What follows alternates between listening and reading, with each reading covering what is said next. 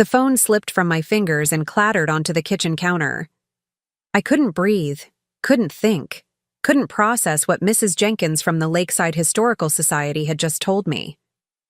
Your son dropped off the entire Mitchell Railway collection this morning. Such generosity. We've already begun cataloging it for the spring exhibition. Before we jump back in, tell us where you're tuning in from, and if this story touches you, make sure you're subscribed. Because tomorrow I've saved something extra special for you. I steadied myself against the granite countertop, my knuckles turning white. 40 years of family history, gone. In a single morning, without so much as a conversation. The vintage Lionel trains my grandfather salvaged during the Depression. The rare blue comet my father found at an estate sale the day I was born. The hand-painted station house Robert and I restored during our honeymoon. All of it, donated away by my son who had no idea what he'd really done. And Tyler had no clue that those trains weren't just collectibles. They were his future. They were all our futures. But how could he have known when I'd kept Robert's final wishes a secret all these years? My name is Eleanor Mitchell. 5 years ago, I became a widow when my husband Robert suffered a sudden heart attack during his morning jog around Lakeside Park. One moment we were planning our 30-year anniversary trip to Scotland to trace the railways that had inspired his lifelong collection, and the next, I was planning his funeral. Life after Robert was an adjustment I never wanted to make. Our children, Rebecca and Tyler, had already moved out. Rebecca to Chicago for her job at an architectural firm, and Tyler just across town where he worked at the local community college. I rattled around in our craftsman home alone, surrounded by memories and Robert's prized model train collection that filled our finished basement. That day, the day the collection disappeared, had started like any other Tuesday. I'd made my usual blueberry muffins, taken my coffee onto the back porch, and watched the morning mist roll off Lake Michigan. October, in our small Michigan town, meant the trees were ablaze with color, and I'd been thinking about how much Robert would have loved photographing the foliage for his annual railway calendar. He used to set up elaborate seasonal scenes with his most treasured model trains. I was halfway through planning the Thanksgiving menu when my phone rang. Mrs. Jenkins from the Historical Society sounded absolutely thrilled, which made the blow even worse. Eleanor, I just had to call you right away. Your son Tyler was here at opening time with 3 pickup loads of model trains and memorabilia. The Mitchell collection. We've been trying to get Robert to loan pieces for exhibitions for years, but I never dreamed you'd donate the entire collection to us. The board is absolutely beside themselves. My coffee mug froze halfway to my lips. I'm sorry. What did you say? The donation. Tyler said you decided it was time for the collection to be appreciated by the whole community. He mentioned you were downsizing? Such a wonderful gesture, Eleanor. Robert would be so proud. The room tilted slightly. Mrs. Jenkins, I didn't. I never authorized. Oh. The excitement in her voice dimmed. Well, Tyler had all the paperwork filled out. He said you'd discussed it. We've already begun the intake process. I hung up after mumbling something about calling her back. My hands were shaking as I dialed Tyler's number. Straight to voicemail. Of course. The basement door loomed at the end of the hallway. I hadn't been down there in weeks. The memories were still too raw sometimes. But I forced myself to go down the carpeted steps, flicking on the lights as I went.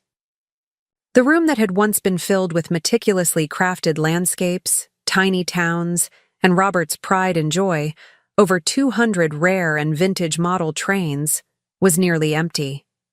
The glass display cases stood with their doors ajar. The custom-built shelving units Robert had spent an entire summer constructing held only dust outlines where treasures had once sat. A few random pieces remained: a broken signal tower, some track sections, a half-finished landscape Robert had been working on before he died. I sank onto Robert's workbench stool, trying to comprehend what had happened. Tyler had always been impulsive, but this was beyond anything he'd ever done before. And what made it so much worse was that he had no idea what he'd really given away. On the day of Robert's funeral, after everyone had left and the children had gone back to their own homes, I'd sat alone in our bedroom reading his final letter to me. Robert had always been planful, meticulous. It was what made him such an extraordinary collector. He'd prepared for everything, including his own unexpected death. Eleanor, his letter had read, "If you're reading this, the unthinkable has happened. First and foremost, know that my love for you transcends even death. You've made my life complete in ways I could never properly express. Now for the practical matters. I've set up a trust for the children that's tied to the train collection. The complete Mitchell Railway collection holds not just sentimental value but significant financial worth, over $2 million at last appraisal.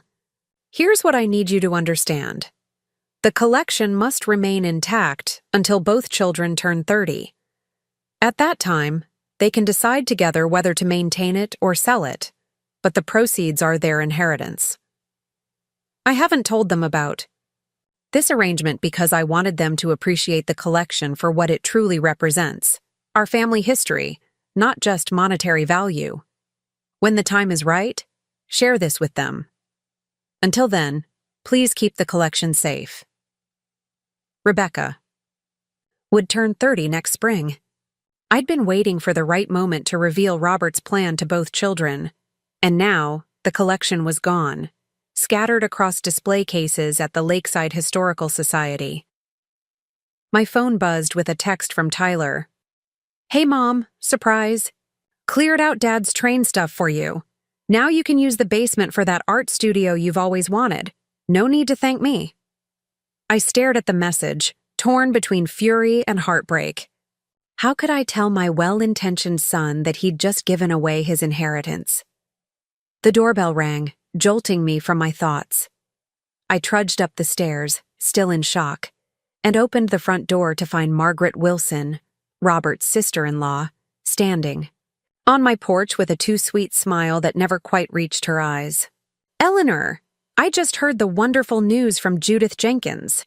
The Historical Society is absolutely buzzing. How generous of you to donate Robert's little train set." I winced at her description. Robert's little train set included pieces that railway enthusiasts had offered tens of thousands for, but Margaret had always belittled his passion. "It wasn't my decision, Margaret." I kept my voice steady despite the turmoil inside. Tyler took it upon himself to donate the collection, without asking me. Margaret's eyebrows shot up, her smile widening almost imperceptibly. Oh dear, how unfortunate. Though perhaps it's for the best. I mean, it has been 5 years, Eleanor. It's probably time to let go of Robert's hobbies. David and I have been saying you should really think about moving on. I bit back the sharp retort, rising in my throat. Margaret and her husband David, Robert's older brother, had been pressuring me to sell our house almost since the funeral. They'd never understood the depth of Robert's planning or his quiet financial acumen. They assumed I was struggling, despite my assurances that Robert had left us more than comfortable.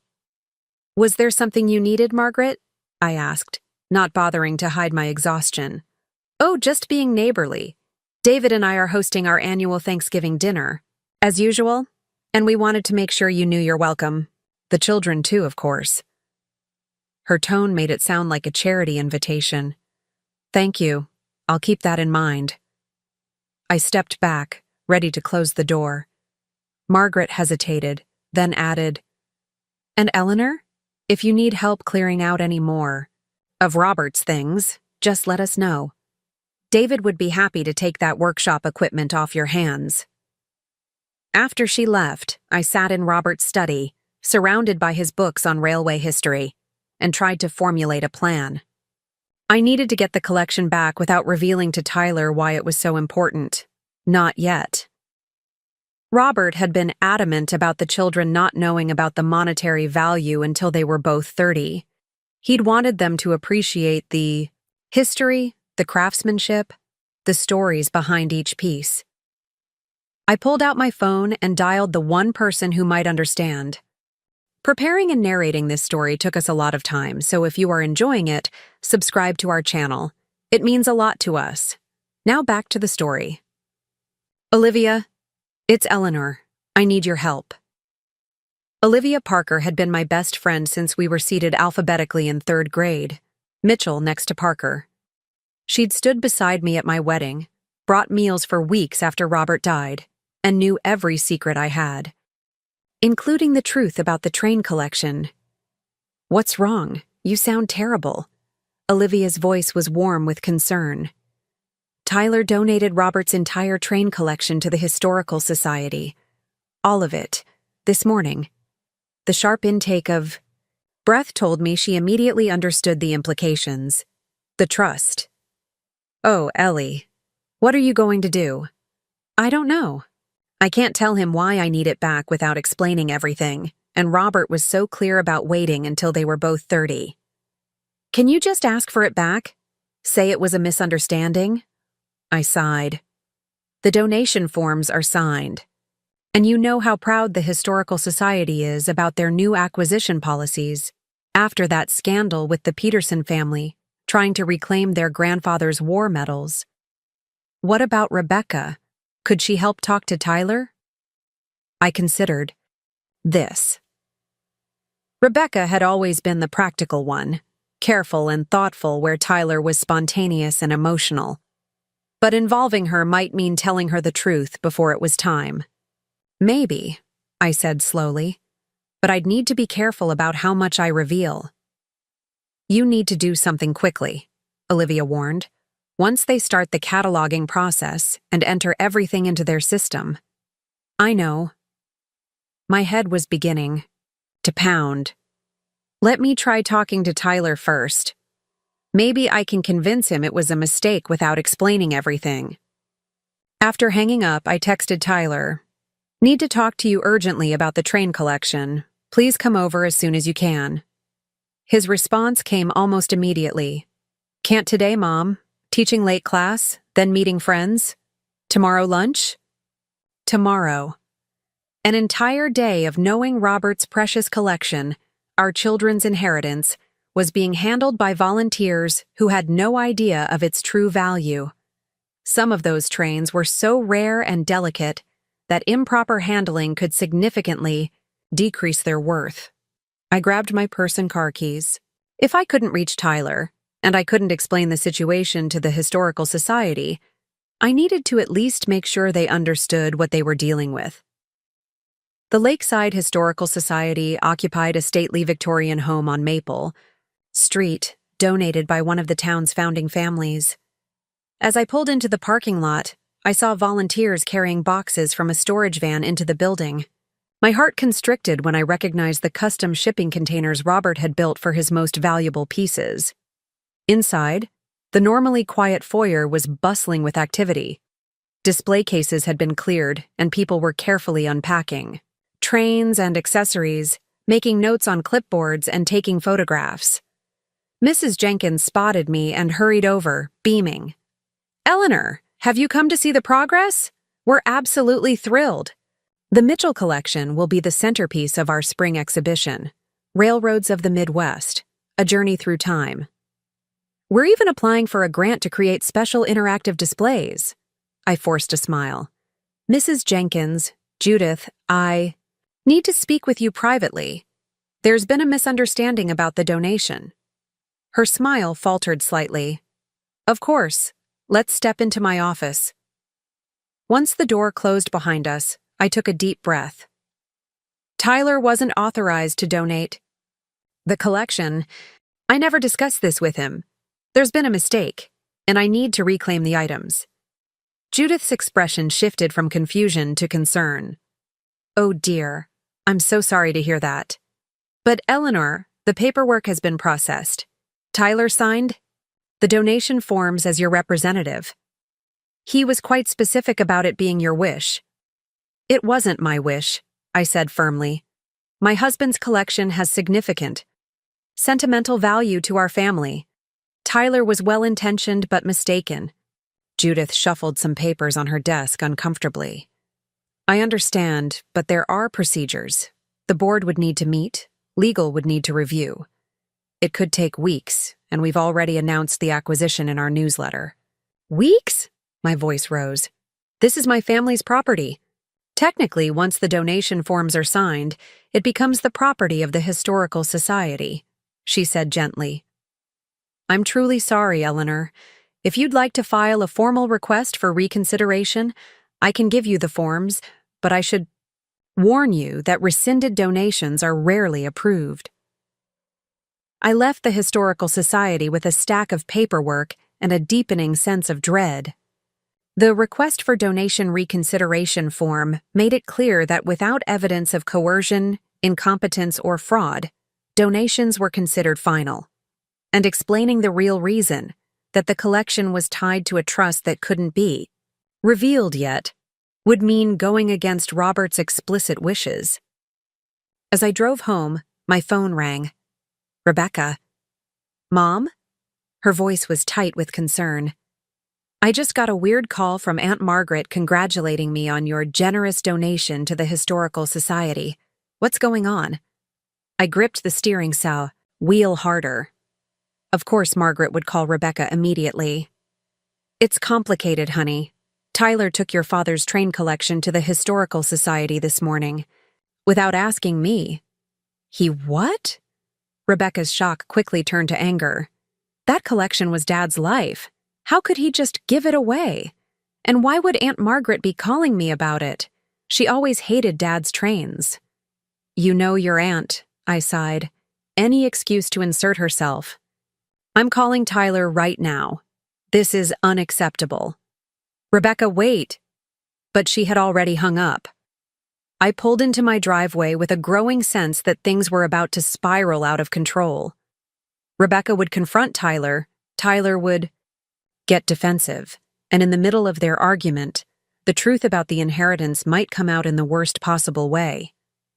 As I stepped out of my car, I noticed David Wilson's SUV parked across the street. Robert's brother watching my house. Again. Ever since Robert's death, David and Margaret had taken an uncomfortable interest in my finances, my home, and particularly Robert's possessions. They'd been stunned when the will revealed that Robert had left everything to me and the children, with nothing for his brother beyond a few sentimental items. I pretended not to see David as I walked to my front door, but I could feel his eyes following me. Something told me that Margaret's quick call to Rebecca wasn't just idle gossip. The Wilsons were circling, and I needed to figure out why. Inside, I went straight to Robert's study and unlocked the bottom drawer of his desk, where I kept his letter and the trust documents. As I reread the terms, my worry deepened.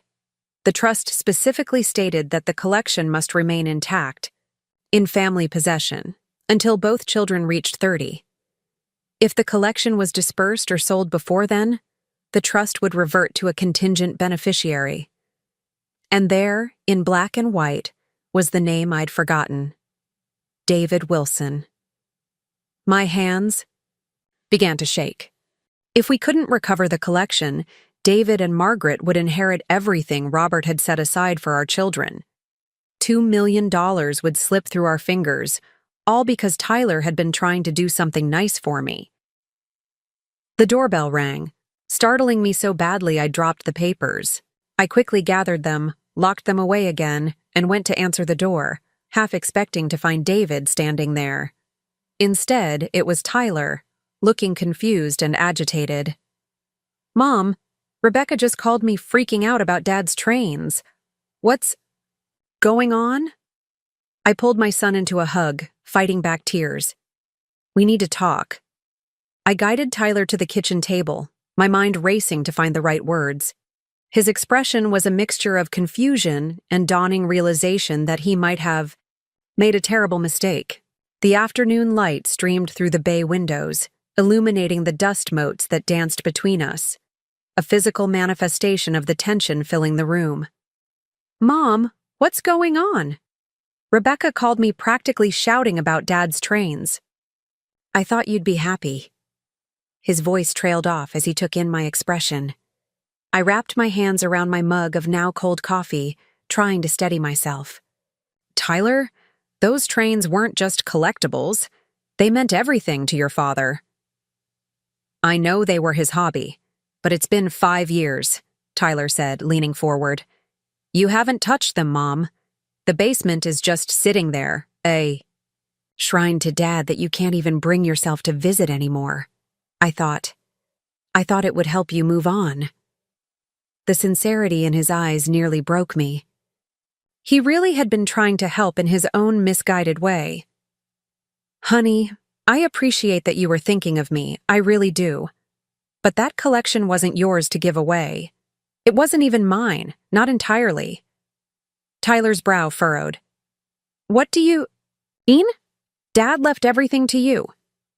I chose my words carefully, remembering Robert's wishes. Your father had specific plans for his collection. It was meant to stay in the family. But it is staying in the family. The Lakeside family. The whole town can appreciate it now. Tyler's earnestness made this even harder. Mrs. Jenkins said they're going to create a special exhibit dedicated to Dad. Isn't that better than those trains gathering dust in our basement? Before I could respond, the front door burst open and Rebecca stormed in.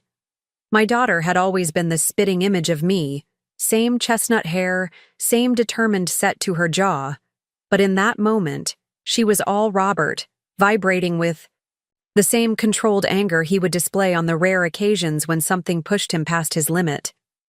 What were you thinking? She demanded, throwing her purse on the counter and fixing Tyler with a glare. You had absolutely no right. Tyler stood up, his own temper flaring.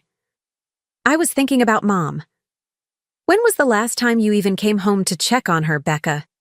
You're so busy with your fancy Chicago life that you haven't noticed how this house has become a mausoleum.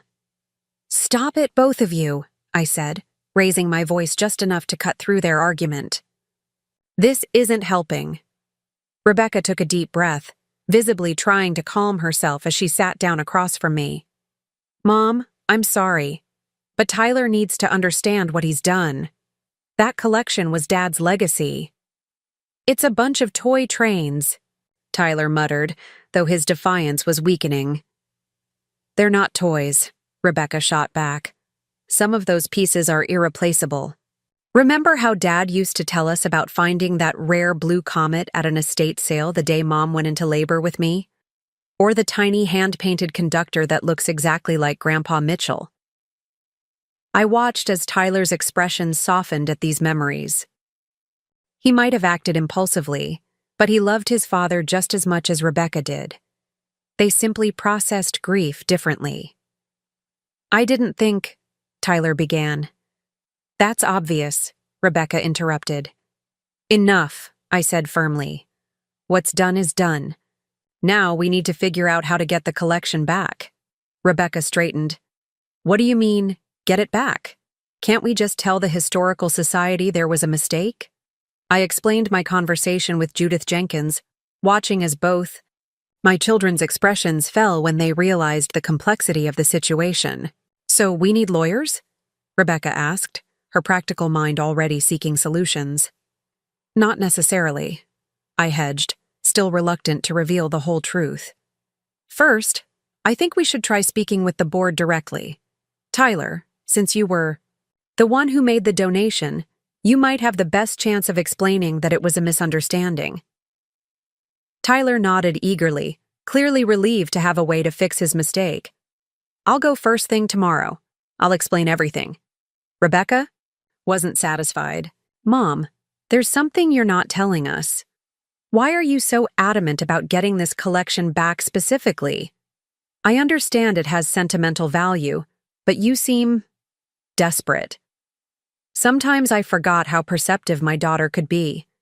Just like her father, she noticed the details others missed, the subtle shifts in tone and expression that revealed deeper truths. Your father wanted the collection to stay in the family, I repeated carefully. He was very clear about that. Rebecca studied me, her eyes narrowing slightly. There's more to it, isn't there? Our conversation was interrupted by a knock at the door. Tyler went to answer it, and I heard Margaret Wilson's saccharine voice floating down the hallway. "Tyler, darling, we heard you were in town. David," and I just had to stop by. I exchanged a glance with Rebecca, who rolled her eyes subtly. Neither of us had ever been fond of Robert's sister-in-law, whose thinly veiled criticisms had been a constant throughout our family gatherings. Margaret swept into the kitchen like she owned it, David trailing behind her with the uncomfortable expression he always wore when his wife was on a mission. Margaret took in the scene, the three of us clearly in the middle of a serious discussion, and smiled with barely disguised satisfaction. "Family meeting? How lovely. We won't interrupt for long. We just wanted to personally thank Tyler for his generous donation to the Historical Society. Such a wonderful tribute to Robert." The emphasis she placed on tribute made it sound like a funeral arrangement rather than preserving a legacy. David lingered in the doorway, not quite meeting my eyes. "Actually," Tyler said, straightening his shoulders, "there's been a misunderstanding. I'm going to the Historical Society tomorrow to explain that the donation was a mistake." Margaret's smile faltered for just a moment before returning, tighter than before. "A mistake? But everyone is so excited. The board is already planning a special gala to unveil the collection. It would be such a disappointment." "Nevertheless," I said firmly, "the collection wasn't Tyler's to donate. We'll be requesting its return." David finally spoke up, his voice quieter than his wife's, but somehow more unsettling. "Eleanor, be reasonable. The paperwork has been filed. The Society has already begun restoration work on some of the pieces. Taking back a donation of this magnitude would cause quite a scandal." The implication hung in the air. The Mitchells, causing a scene, embarrassing themselves publicly. It was a subtle threat, the kind Margaret and David specialized in. "We'll take that chance," Rebecca said coolly. "It's a family matter." Margaret's eyes narrowed almost imperceptibly. "Family matter. Yes, of course. Speaking of family, Eleanor, have you given any more thought to our discussion about Robert's workshop equipment? David has been quite keen on preserving his brother's tools." I hadn't missed how Margaret's gaze had drifted toward Robert's study door, as if she could see through it to the locked drawer containing the trust documents. A chill ran down my spine. "Not at this time," I said carefully. "Now, if you'll excuse us, we were in the middle of a private conversation." After they left, an uncomfortable silence settled over the kitchen. Tyler was the first to break it. They seemed really invested in the donation staying at the Historical Society. Rebecca nodded slowly. "Too invested. Something doesn't add up." "Let's focus on one problem at a time," I suggested, though I privately shared their unease. "Tyler, can you go to the Historical Society tomorrow morning? Rebecca and I can meet with Olivia. She's an estate attorney now, did you know? She might have some insights on how to approach this legally if the society refuses." That night, after the children had gone to bed, Tyler to his old room upstairs, Rebecca to the guest room we'd converted years ago, I sat in Robert's study, surrounded by the ghosts of our shared life. The trust documents lay spread before me on his desk. I'd read them so many times the words had begun to blur together, but one section remained crystal clear. If any portion of the Mitchell Railway collection is sold, donated or otherwise, removed from family ownership before both beneficiaries reach the age of 30, the trust shall immediately revert to the contingent beneficiary, David Wilson. Robert had explained this clause to me before he died. It was designed to keep the collection intact, to ensure that our children understood its value beyond mere dollars. The contingent beneficiary clause was just a formality, he'd assured me, a legal necessity that would never come into play because we would keep the collection safe. Except now the collection wasn't safe. It was being cataloged by well-meaning volunteers who had no idea they were handling the key to my children's financial future. And somehow, David and Margaret knew. I couldn't explain how, but their eagerness about the donation, Margaret's satisfaction when she'd realized we were arguing, David's unusual silence. They knew about the trust. My suspicions were confirmed the next morning when Tyler returned.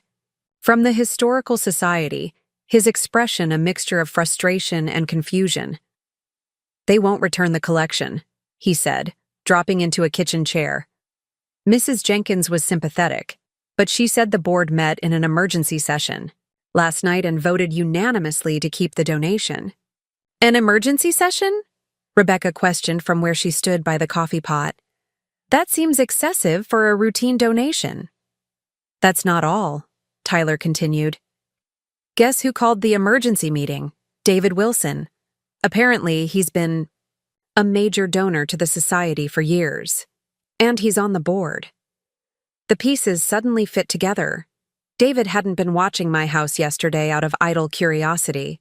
He'd been waiting to see my reaction to the donation. And then he'd immediately called an emergency board meeting to ensure the collection couldn't be returned. "Mom?" Rebecca's voice pulled me from my thoughts.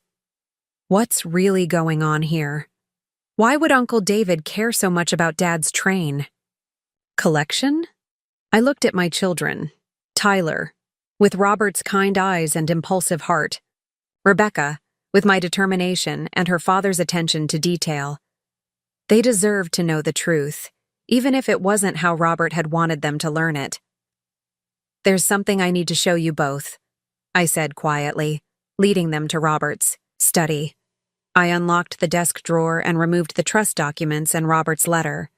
As they read, I watched their expressions change from confusion to shock to anger. $2 million? Tyler whispered, his face pale. The collection is worth $2 million?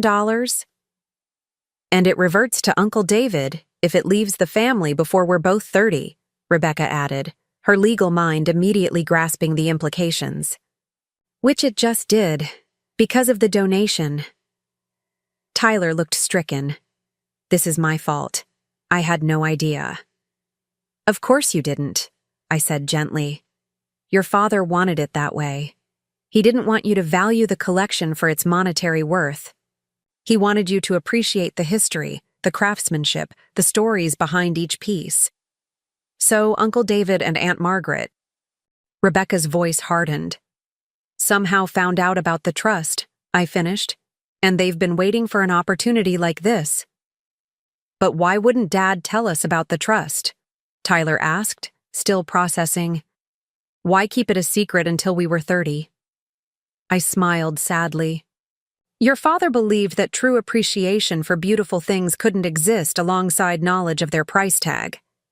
He wanted you to love the collection for what it represented, our family history, his passion, not for what it was worth. Rebecca was already in problem-solving mode. We need a lawyer, a good one.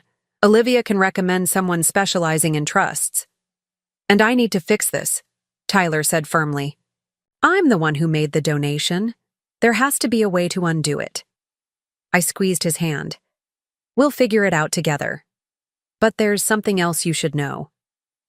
I hesitated, then continued.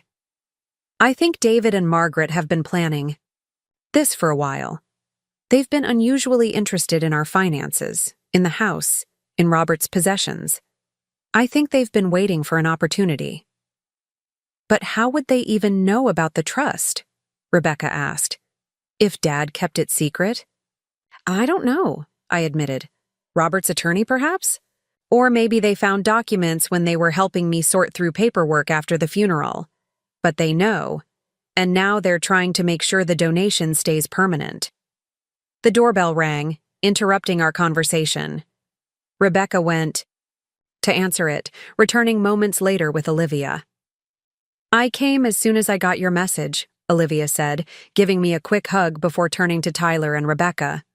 It's good to see you both, though I wish it were under better circumstances. Olivia had been my rock since Robert's death, steady and practical even in the midst of grief. Seeing her now, with her familiar no-nonsense expression and the legal pad already in her hand, brought a wave of relief. If anyone could help us navigate this mess, it was Olivia. I've reviewed the trust documents you sent me, she said, sitting down at Robert's desk. And I've got good news and bad news. We all leaned forward anxiously. The good news is that the trust is sound. Robert clearly specified that the collection must remain in family ownership until both children reach 30. The intent is clear and legally binding. And the bad news? I prompted when she paused. The bad news is that proving Tyler's donation was invalid will be complicated. He signed legally binding documents. The Historical Society followed proper procedure, and with David Wilson on the board. She trailed off, shaking her head. So what do we do?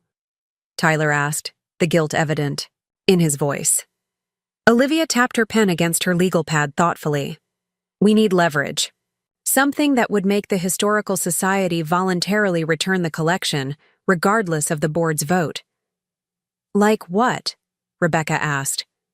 I'm not sure yet, but every institution has vulnerabilities, financial concerns, public relations, issues. We need to find the Historical Society's pressure point. As we brainstormed strategies, my phone buzzed with a text message from an unknown number. I frowned as I read it. Eleanor, this is Judith Jenkins, using my personal number. Something strange is happening with the Mitchell collection. Items missing, inventory doesn't match Tyler's donation list. Need to speak privately. Come alone.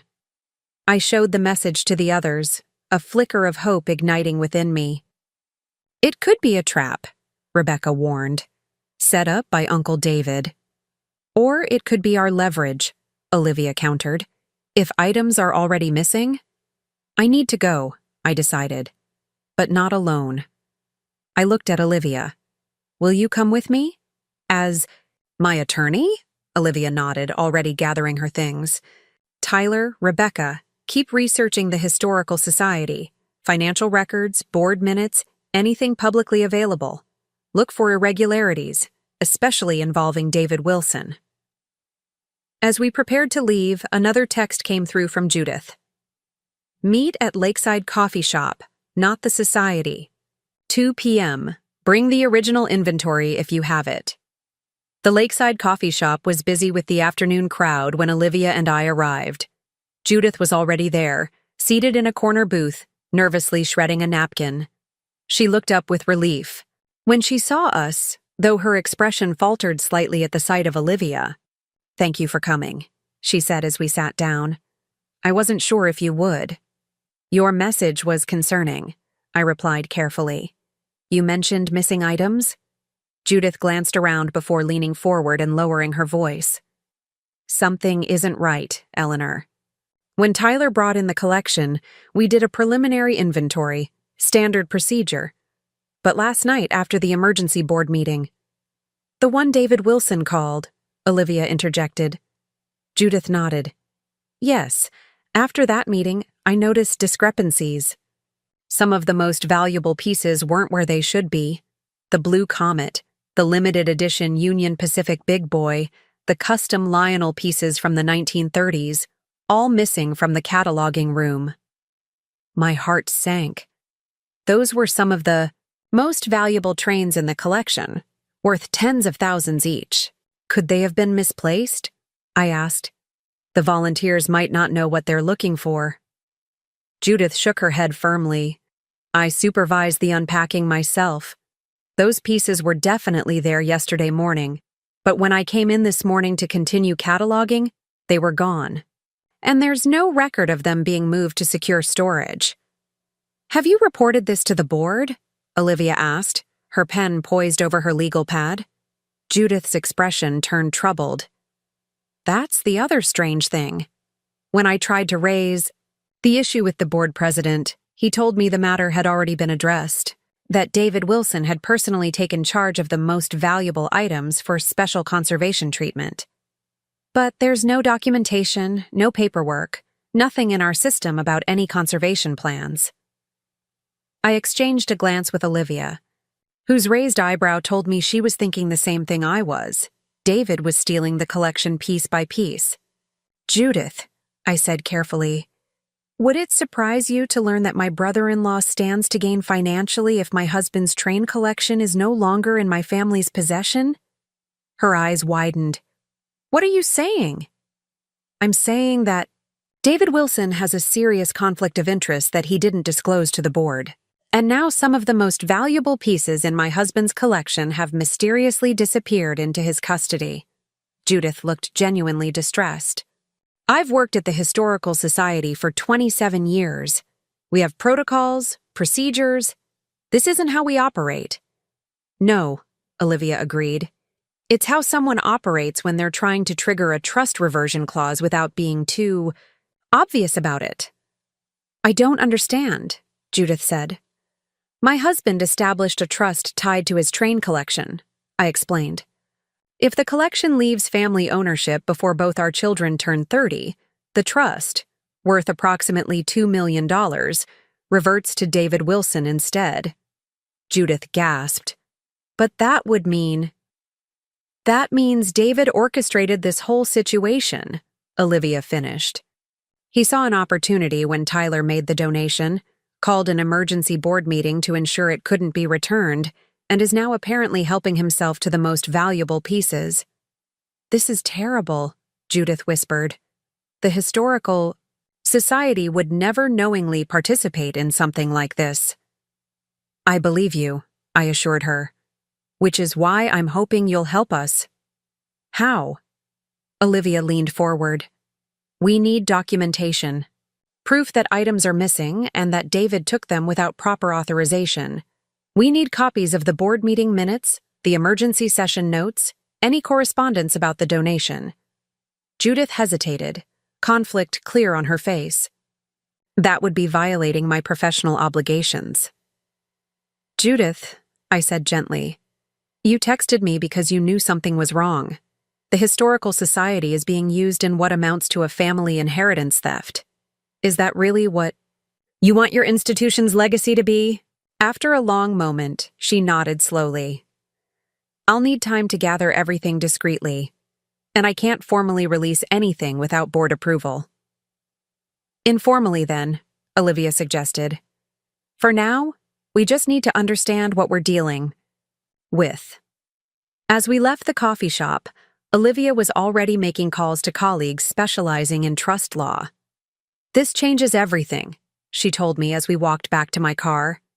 If David is removing items from the collection, he's essentially admitting the donation shouldn't have happened.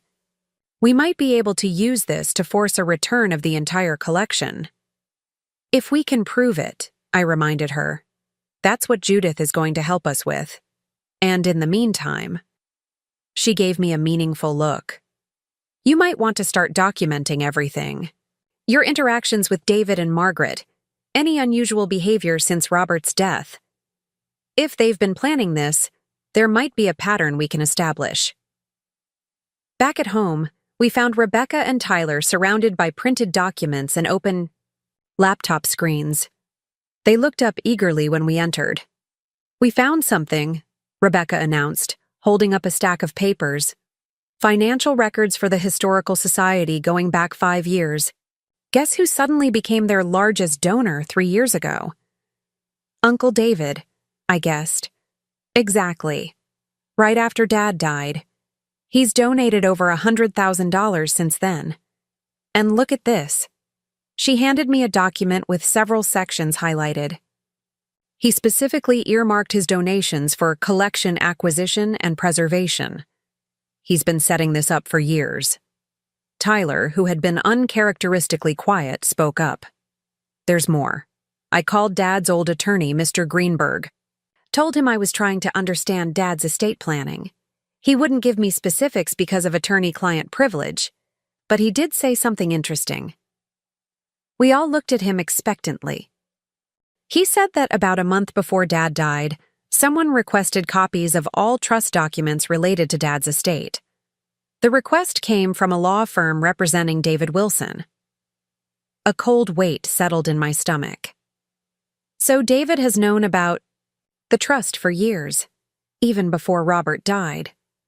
Which means this wasn't opportunistic, Olivia concluded grimly. This was premeditated. They've been waiting for a chance to trigger that reversion clause. And I handed it to them, Tyler said bitterly, on a silver platter.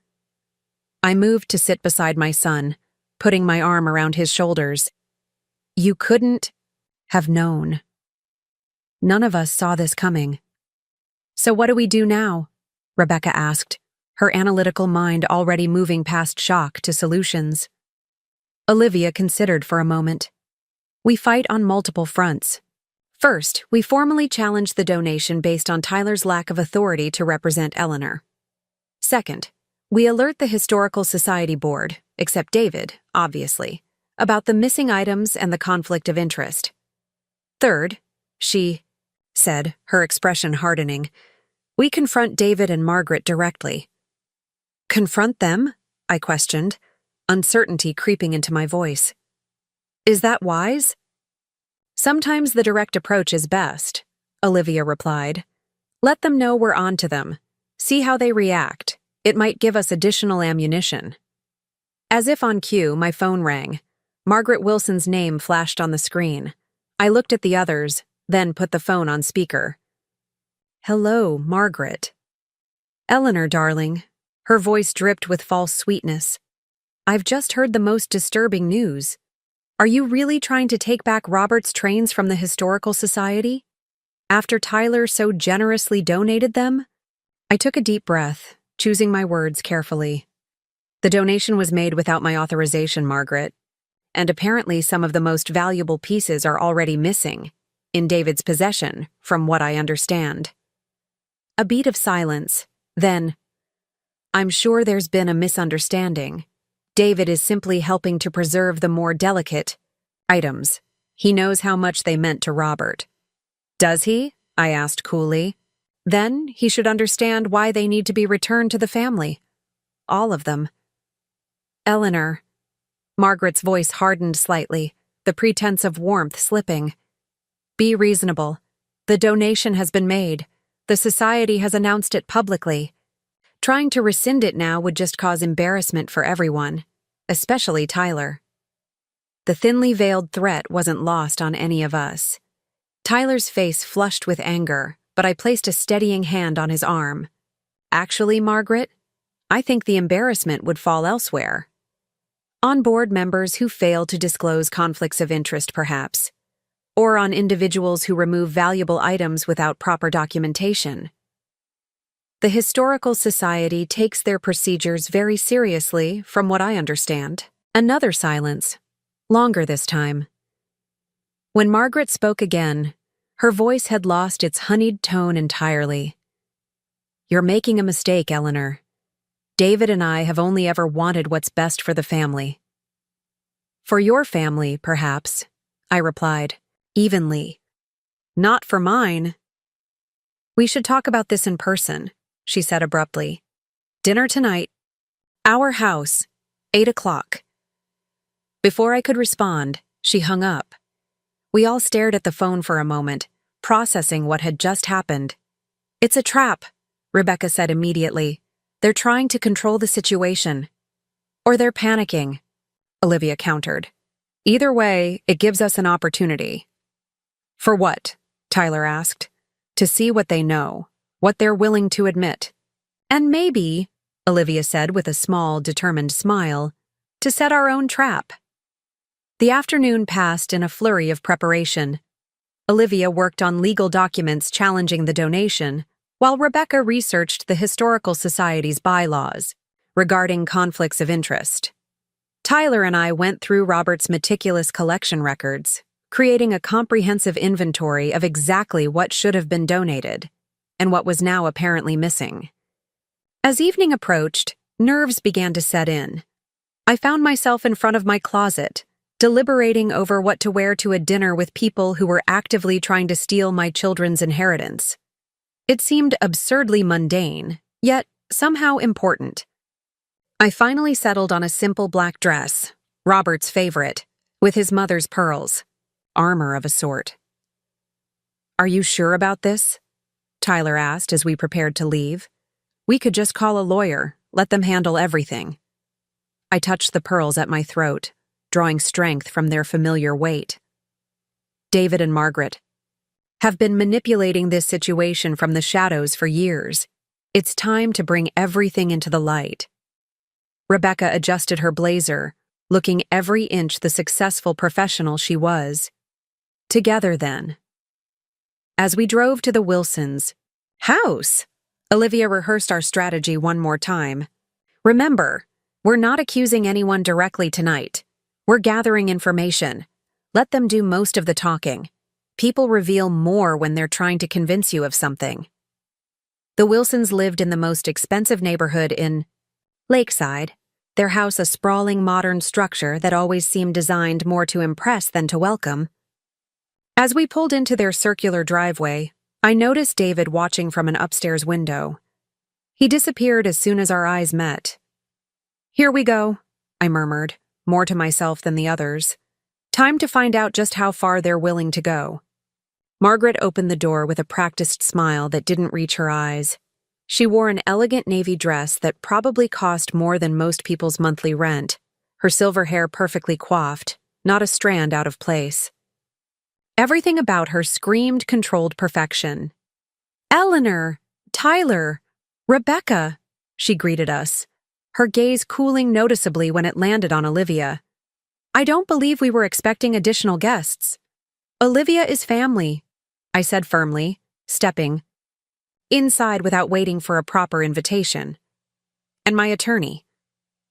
A flicker of unease crossed Margaret's face before she masked it with another artificial smile. "Attorney? Surely we don't need lawyers for a family dinner." "That depends entirely on the family, doesn't it?" Olivia replied pleasantly. David appeared in the hallway, drink in hand. Unlike Margaret, he made no attempt to hide his displeasure at seeing Olivia. "What's she doing here?" "Being prudent," I replied, given the circumstances.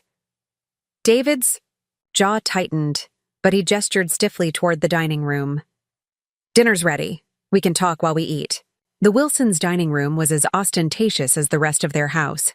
A massive crystal chandelier hung over a table that could comfortably seat 12, though only 6 places were set tonight. The walls were adorned with expensive art that I suspected David and Margaret knew nothing about beyond its price tag. As we sat down, I noticed an unexpected 6th place setting. Before I could ask, the doorbell rang. "That'll be Andrew," Margaret announced, a self-satisfied smile playing at her lips. I took the liberty of inviting him to join us. I thought having the Historical Society's legal counsel present might help clear up any misunderstandings. David went to answer the door, returning moments later with a thin man in his 50s wearing an expensive suit and a perpetual look of mild disdain. "Eleanor, Tyler, Rebecca," Margaret said. "This is Andrew Hargrove, the Historical Society's attorney. Andrew, you know Eleanor Mitchell, of course, and these are her children, Tyler and Rebecca. And their friend, Olivia Parker." Olivia smiled coldly. "Actually, I'm Mrs. Mitchell's attorney. Olivia Parker, estate law. Lovely to meet you, Mr. Hargrove." Andrew's eyebrows rose slightly as he took the empty seat beside David. "Estate law? I was under the impression this was a simple dinner to discuss the Mitchell train donation."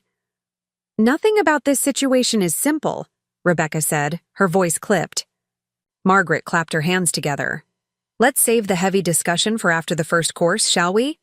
I've prepared Robert's favorite, butternut squash soup. I always told him my recipe was better than yours, Eleanor, though he was too polite to agree." I bit back a retort, remembering Olivia's advice to let them reveal themselves. Robert had actually detested Margaret's soup, too sweet, too heavy on the nutmeg, but had always eaten it politely at their dinner parties.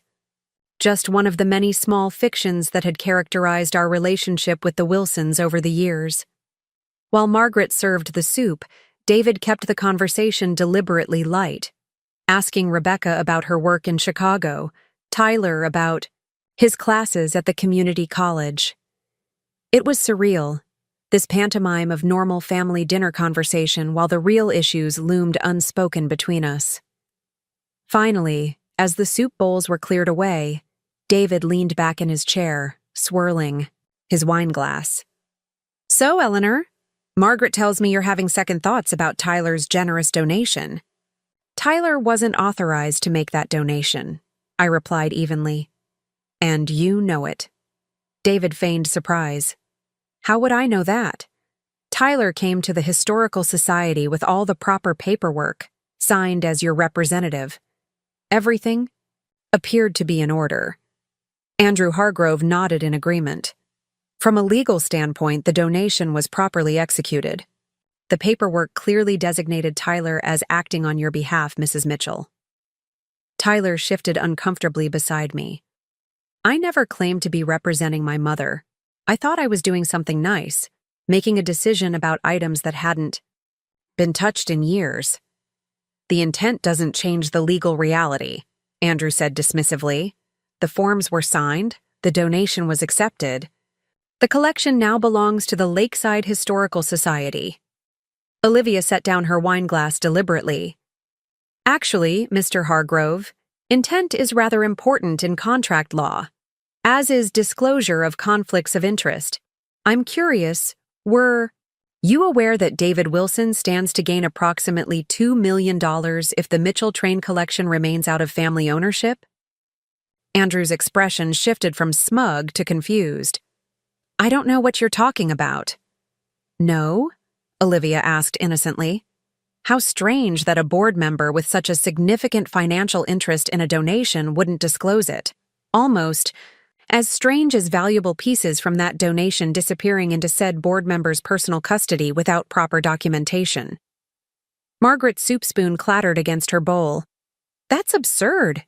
David is simply helping preserve the more valuable pieces." "At his home?" Rebecca asked pointedly. "Without documentation? That seems like an unusual preservation method for a professional historical society." Andrew Hargrove looked increasingly uncomfortable. "I'm not aware of any items being removed from society premises." "Then you should speak with Judith Jenkins," I suggested. "She's quite concerned about several high-value pieces that are suddenly missing from the cataloging room. Pieces that David apparently removed without following standard protocols." David's face had flushed a dangerous shade of red. "This is ridiculous. I'm on the board. I have every right to steal from the very institution you claim to support?" Tyler interjected, his voice sharp with newfound confidence. "Is that why you've been making those large donations for the past 3 years? Setting yourself up as a respected board member so you could eventually pull this off?" "Careful, young man," David growled. "You don't want to make accusations you can't back up." "We have copies of the Historical Society's financial records," Rebecca said coolly. "Your donation pattern is quite interesting. Almost as interesting as the timing of your law firm requesting copies of Dad's trust documents a month before he died." The room went utterly silent. Margaret's face had gone pale, her fingers gripping her napkin so tightly her knuckles turned white. "What trust documents?" Andrew asked, looking between David and me with growing confusion. I met David's gaze steadily. "My husband established a trust for our children, contingent on his train collection remaining in family ownership, until both Tyler and Rebecca turn 30. If the collection leaves family ownership before then, the trust, valued at approximately $2 million, reverts to a contingent beneficiary. Care to guess who that is, David?" David's expression hardened, but he remained silent. Andrew Hargrove set down his fork, his legal mind clearly processing the implications. "Mrs. Mitchell, are you suggesting that Mr. Wilson had prior knowledge of this arrangement? That he deliberately manipulated the donation process to trigger this reversion clause?" "I'm not suggesting it," I replied calmly. "I'm stating it is fact. David requested copies of Robert's trust documents shortly before my husband's death. He's been planning this for years, becoming a major donor to the Historical Society, joining the board, positioning himself to take advantage of any opportunity to get his hands on that collection. And my mistake gave him that opportunity," Tyler added quietly. Margaret's composure finally cracked. This is preposterous. We've done nothing wrong. David has only ever wanted what's best for Robert's legacy. By stealing from his nephews? Rebecca asked incredulously. Some legacy. David slammed his hand on the table, making the crystal glasses jump. Enough. You have no proof of any of this. The donation was legal. The paperwork was in order. Whatever Robert's intentions were, they're irrelevant now. Olivia smiled. Thinly. Actually, we have quite a bit of proof. Financial records showing your sudden interest in the Historical Society after Robert's death. Documentation of your law firm requesting trust information. Witness testimony about missing pieces from the collection. And I haven't even mentioned the rather suspicious timing of that emergency board meeting you called immediately after learning Eleanor wanted the collection returned. Andrew Hargrove was looking increasingly troubled. Mr. Wilson, if what they're saying is true, the Historical Society cannot be party to what amounts to inheritance fraud. If there are missing items, if you've removed society property without documentation. Oh, save your ethical concerns, Andrew, Margaret snapped. You didn't seem worried about proper procedure when David doubled your retainer last month. An awkward silence fell as Andrew's face flushed. I took a deep breath, fixing my gaze on David. Here's what's going to happen. You're going to return every single piece of the collection you've taken. The Historical Society is going to return the entire collection to my family, acknowledging that the donation was made without proper authorization. And you, David, are going to resign from the board, effective immediately. David leaned forward, his voice low and dangerous. Or what? Or we go public, Rebecca answered before I could. Every detail. How you manipulated a grieving family, abused your position on the Historical Society board, removed valuable items without authorization. I wonder how your business partners would react to that kind of scandal. Your country club friends? The other civic organizations you've wormed your way into? David's expression was murderous. You wouldn't dare. Try us, Tyler said quietly. Margaret made a last desperate attempt to regain control. Eleanor, be reasonable. Think about what this would do to the family name, to Robert's memory, a public battle, accusations flying back and forth. Is that really what you want? What I want, I replied steadily, is my husband's collection back where it belongs. What I want is for my children to receive the inheritance their father intended for them. What I want is for you and David to stop manipulating and exploiting my family. Andrew Hargrove cleared his throat awkwardly. Mrs. Mitchell, while I understand your concerns, I'm not convinced the Historical Society would agree to return a legally executed donation simply because of family disagreements. Even if that donation was accepted under false pretenses? Olivia challenged. Even if valuable pieces are already missing? Even if a board member with a $2 million conflict of interest orchestrated the whole thing? Andrew shifted uncomfortably. Those are serious allegations that would need to be properly investigated? By all means, investigate, I said, pushing back my chair and standing up. Start with David's house. I'm sure you'll find the Blue Comet locomotive, the Union Pacific Big Boy, and several other valuable pieces that mysteriously disappeared from the cataloging room. You might also want to check the board meeting minutes from that emergency session. I'm guessing David didn't properly disclose his conflict of interest. David stood as well, towering over the table. Get out. All of you. Gladly, I replied. But this isn't over, David. Not by a long shot. As we gathered our things to leave, Margaret followed us to the door, her earlier composure completely shattered. Eleanor, you're making a terrible mistake. We can work this out quietly, as a family. We're not family, I said softly. Not anymore. Not after this. The drive home was silent, each of us processing what had just transpired. It wasn't until we were back in my kitchen, Olivia making coffee while Rebecca and Tyler sat at the counter, that anyone spoke. That went well, Olivia said, a hint of satisfaction in her voice. Did it? Tyler asked uncertainly. They didn't exactly agree to anything. Rebecca drummed her fingers on the counter thoughtfully. No, but we rattled them, and that lawyer, Hargrove, he's worried. You could see it in his face when we mentioned the missing items. The question is, I said, accepting the mug, of coffee Olivia handed me. What will they do next? David and Margaret won't give up easily. Not with $2 million at stake. My phone buzzed with an incoming text. It was from Judith Jenkins. Meeting with full board tomorrow, 9 a.m. Bringing documentation of missing items. D. Wilson furious. I showed the text to the others. They're moving fast, Olivia observed. David must be trying to control the narrative before we can present our case to the full board. Then we need to move faster, Rebecca declared. We should be at that meeting. I've already prepared the legal challenge to the donation, Olivia said. And I have a colleague reviewing the trust documents, but we still need concrete proof that David has taken pieces from the collection. Tyler had been uncharacteristically quiet, but now he straightened, a determined look on his face.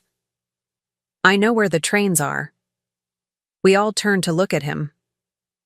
When I was younger, he explained, Uncle David used to show me his special collection room whenever we visited. It's behind his home office, a climate-controlled space where he keeps his rare books and antiques. That's where the trains will be. I guarantee it. Great, Rebecca said sarcastically. But unless we're planning a break-in, that doesn't help us much. Tyler smiled slightly. Actually, it might. Remember last Christmas when Aunt Margaret was bragging about their new smart home system? They installed security cameras throughout the house, including the collection room. And? I prompted, not seeing where he was going with this.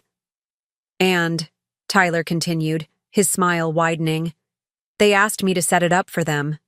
The system uploads to a cloud server, which I help them configure. Using their email address and a password. They probably haven't changed. Olivia raised an eyebrow. Are you suggesting we hack into their security system? Not hack, Tyler corrected. Access. With the credentials they gave me when they asked for my help. If David moved those trains into his collection room, there will be video evidence of exactly when he did it. Rebecca looked impressed. That could work. It's their own security system. Evidence they created themselves. Is that legal? I asked Olivia uncertainly. She considered for a moment. It's a gray area. They gave Tyler the credentials, asked for his help setting up the system. He never formally relinquished that access. If we find evidence of what amounts to theft from the Historical Society, and we immediately turn that evidence over to the proper authorities. She shrugged. I'd rather ask forgiveness than permission in this case. Tyler was already opening his laptop. The login should be Margaret's email and the password was their anniversary plus Wilson. They wanted something easy to remember, but secure. He typed quickly, his fingers flying over the keyboard. After a few moments, he looked up triumphantly. I'm in. We gathered around the laptop as Tyler navigated through the security system interface. There, he said, pointing to an icon labeled Collection Room. Let's see what Uncle David's been up to. He clicked on the icon, bringing up a calendar of recorded footage. Look at that. Heavy activity yesterday, right after the donation, was made. He selected the time frame, and the video began to play. The footage was crystal clear. David Wilson entering his collection room carrying a padded case, carefully removing a model train, and placing it in a custom display cabinet. The Blue Comet locomotive, one of the most valuable pieces in Robert's collection. Bingo, Rebecca whispered. Tyler fast-forwarded through more footage, documenting David making multiple trips, bringing in more items from the collection, arranging them in his private display cases with obvious satisfaction. There's our proof, Olivia said, already reaching for her phone. I'm calling Andrew Hargrove and the Historical Society Board President. Wait, I said suddenly, noticing something in the video. Can you go back a bit, Tyler? He rewound the footage. I pointed at the screen. There. What's David doing? We watched as David carefully removed something from inside one of the model trains, a small packet that he then placed in his safe. What is that? Rebecca asked, squinting at the screen. I don't know, I admitted, but it's not part of the original train. Tyler zoomed in as much as the footage would allow. It looks like documents, something folded up and stored inside the train. A memory stirred. Robert, meticulously working on that particular locomotive, the Milwaukee, wrote Hiawatha. It had been his most recent restoration project before his death. He'd been so careful with it, spending hours in his workshop. There's something else going on here, I said slowly. Something we're missing. Before we could discuss it further, my phone rang, an unknown number. I answered cautiously. Mrs. Mitchell? It was Andrew Hargrove, his voice tense. I've just had a rather uncomfortable conversation with David Wilson. He's claiming that certain pieces of the train collection were actually given to him directly by Robert prior to his death. He says he has documentation to prove it. My blood ran cold. That's absolutely false. Robert would never have separated his collection. Never. Nevertheless, he claims to have a signed letter from Robert, dated a week before his death, gifting him several specific pieces, including the ones currently missing from the Historical Society. The pieces suddenly fit together. The documents, in the train, I whispered. I'm sorry? Andrew asked, confused. Nothing. Mr. Hargrove, whatever documentation David claims to have is either fabricated or obtained under false pretenses. My husband would never have given away pieces of that collection, especially not to David. I understand your position, Mrs. Mitchell, but if he has documentation... I'll see you at the board meeting tomorrow, I said firmly. 9 a.m. My attorney and I will be there. After hanging up, I explained the new development to the others. Forgery, Rebecca concluded immediately. He must have created fake documents claiming Dad gave him those specific trains. But why hide them inside one of the models? Tyler wondered. Because he didn't want to use them unless he had to, Olivia said thoughtfully. It's his backup plan. If challenged about taking the trains, he'd claim they were already his, given to him by Robert. He hid the proof inside the train itself, ready to be discovered if needed.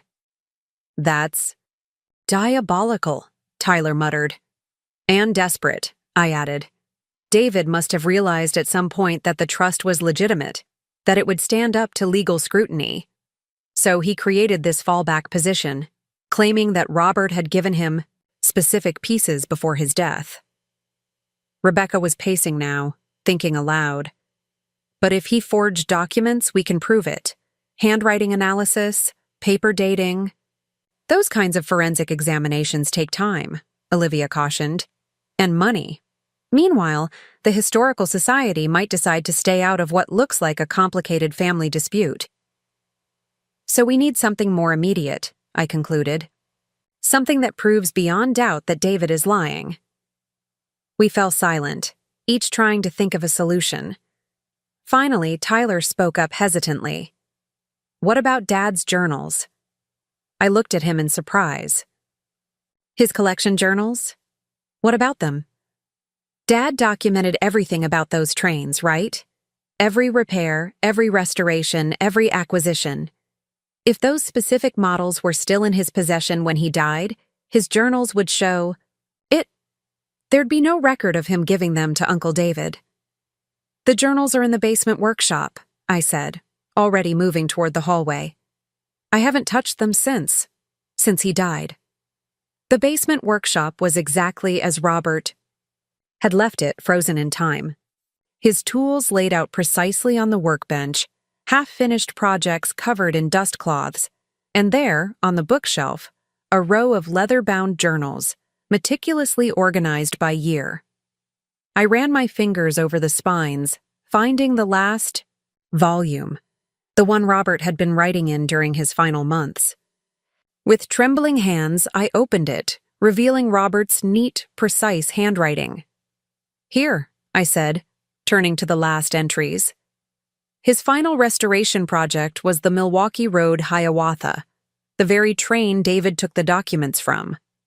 We crowded around as I read Robert's last entry, dated 3 days before his death. "Finished the final detailing on the Hiawatha today. One of my finest restorations to date." The Milwaukee Road orange and maroon scheme is particularly striking against the brass accents. This completes the Great American Railroad series, all 27 locomotives now restored to their original glory. When the children are old enough to appreciate the collection's true value, I hope they'll understand what these trains represent. Not just monetary worth, but American history, craftsmanship, and the power of preservation. "There," Rebecca said triumphantly. "Proof that Dad still had all 27 locomotives in the series when he died. No mention of giving any to Uncle David." "And look," Tyler added, pointing to an inventory list at the back of the journal. "Dad kept track of every single piece, including all the ones Uncle David now claims were gifted to him." Olivia was already taking photographs of the journal entries with her phone. "This is excellent evidence. Combined with the security footage of David moving the trains into his collection room yesterday, it completely undermines his claim that Robert gave him those pieces years ago." I closed the journal gently, feeling a wave of gratitude toward my meticulous husband. Even from beyond the grave, Robert was helping us protect what mattered. "So, what's our next move?" Tyler asked. Olivia checked her watch. "It's late. We should all get some rest before tomorrow's board meeting. I'll prepare a formal presentation of our evidence, the journal entries, the security footage, the financial records showing David's conflict of interest. We'll make it impossible for the board to ignore what's happened." As the others headed upstairs, I lingered in Robert's workshop, running my hands over his tools, breathing in the faint scent of wood polish and metal that still hung in the air. "We're going to fix this, Robert," I whispered. "I promise." The next morning dawned clear and cold, a fresh layer of frost coating the trees outside my window. I'd barely slept, my mind racing with all that had happened and all that was still to come. Today would determine whether Robert's wishes would be honored, whether our children would receive the inheritance he had planned for them. I dressed, carefully in a navy suit that Robert had always loved, pinning his mother's cameo brooch to the lapel. Armor, once again. Rebecca and Tyler were already in the kitchen when I came downstairs, both looking as tired as I felt. Rebecca was reviewing Olivia's legal documents while Tyler scrolled through the security footage on his laptop. "I found something else," Tyler said, looking up as I entered. "Watch this." He turned the laptop so I could see the screen. The footage showed David in his collection room late last night, removing something from his safe, the same documents he'd taken from inside the Hiawatha locomotive. He spread them on a table, examining them carefully, then took out what appeared to be an old letter and placed it alongside the documents, comparing them. "He's checking his forgery against Dad's actual handwriting," Rebecca said, disgust evident in her voice. "Not just checking," Tyler pointed out. "Look, he's making adjustments to the documents. That's a fountain pen he's using, the same kind Dad used for all his correspondence." The footage clearly showed David altering something on the documents, then holding them up to the light, apparently satisfied with his work. "He's refining his forgery," Olivia said from the doorway. She'd arrived without us noticing, already dressed for battle in a crisp gray suit. Making last-minute adjustments to make it more convincing. This is getting better and better. My phone buzzed with a text from Judith Jenkins. "Board assembled. D. Wilson presenting his case first. Claims to have proof of prior ownership of some items. Hurry." "He's moving faster than we expected," I said, showing them the message. We need to go, now. The drive to the Historical Society felt interminable, though it was only a few miles across town. As we pulled into the parking lot, I noticed David's car already there, along with several others I recognized as belonging to board members. Stay calm, stay focused, Olivia advised as we walked toward the building. Let me do most of the talking unless directly questioned. Don't let David provoke you. The board meeting was being held in the Society's main conference room, a formal space with portraits of Lakeside's founding families lining the walls. As we entered, all eyes turned toward us. David, seated at the table with a folder open before him, looked momentarily startled by our arrival. The board president, Charles Hadley, a retired judge with a reputation for fairness, nodded to acknowledge us. Mrs. Mitchell, we were just discussing the situation regarding your late husband's train collection. Mr. Wilson has presented some rather surprising documentation. I'm sure he has, I replied, my voice steadier than I felt. Before you consider that documentation, however, my attorney has some evidence we believe the board should review. David's face darkened. This is a closed board meeting. You weren't invited. Actually, Judith Jenkins spoke up from her place at the table. I invited Mrs. Mitchell as the original owner of the collection in question, and as our donations coordinator, I believe my concerns about missing items should be addressed before any other business. Charles Hadley gestured to empty chairs. Please, sit down. We're all here to get to the bottom of this situation. As we took our seats, I couldn't help but notice Margaret's absence. Interesting.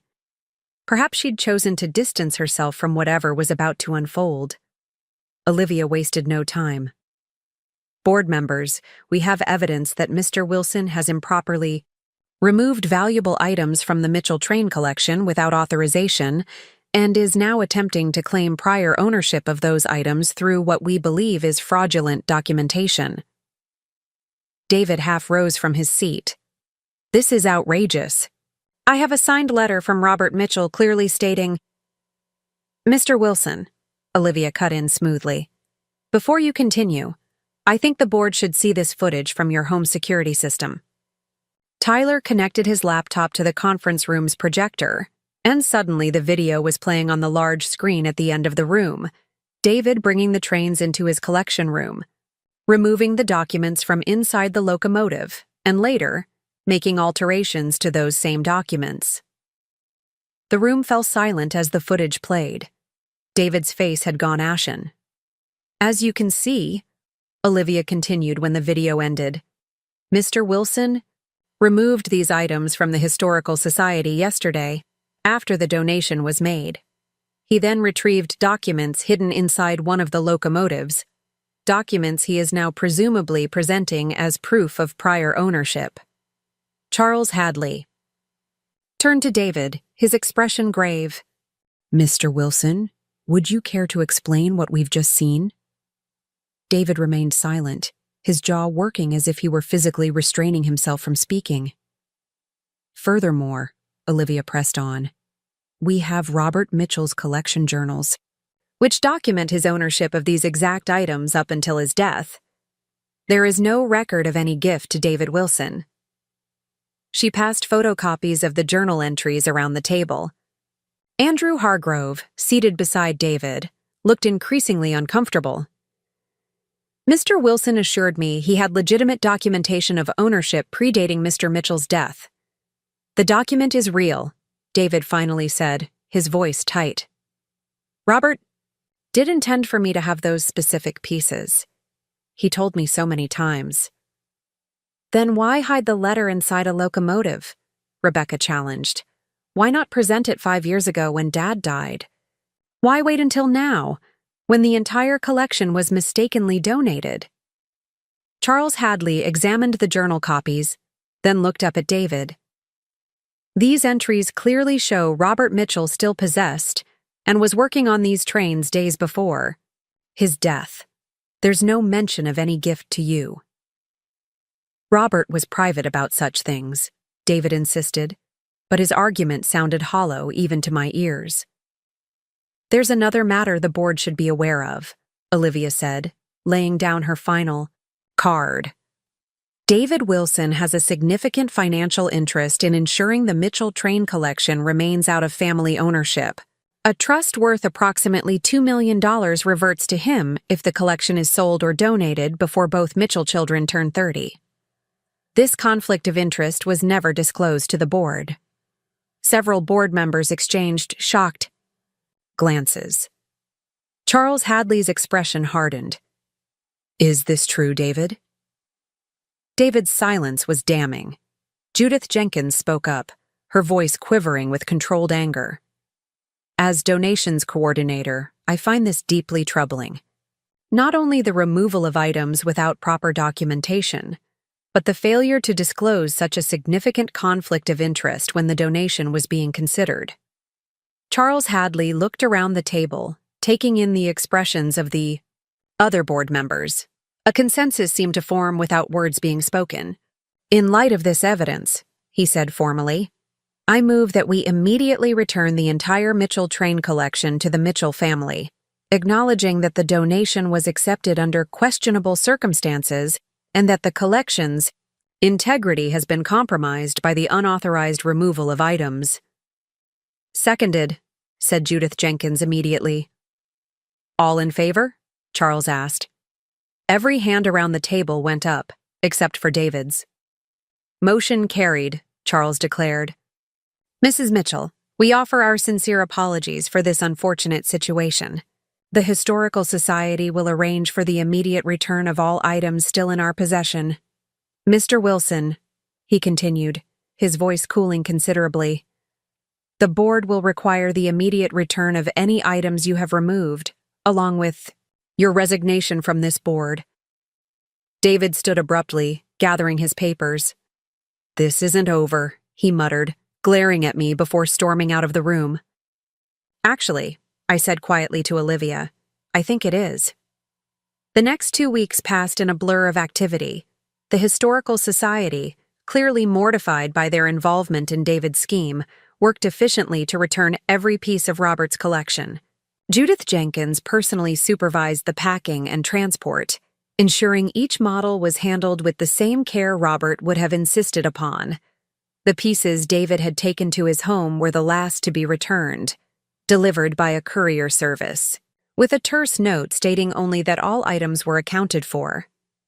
By mid-November, the basement workshop had been transformed. Tyler and Rebecca spent a weekend helping me clean and organize, carefully placing each locomotive, each railroad car, each tiny hand-painted figurine back in its proper display. Robert's meticulous labeling system made it relatively easy to determine where everything belonged, though we occasionally needed to consult his journals for the more obscure pieces. "It feels right," Tyler said on Sunday evening as we stood back to admire our work.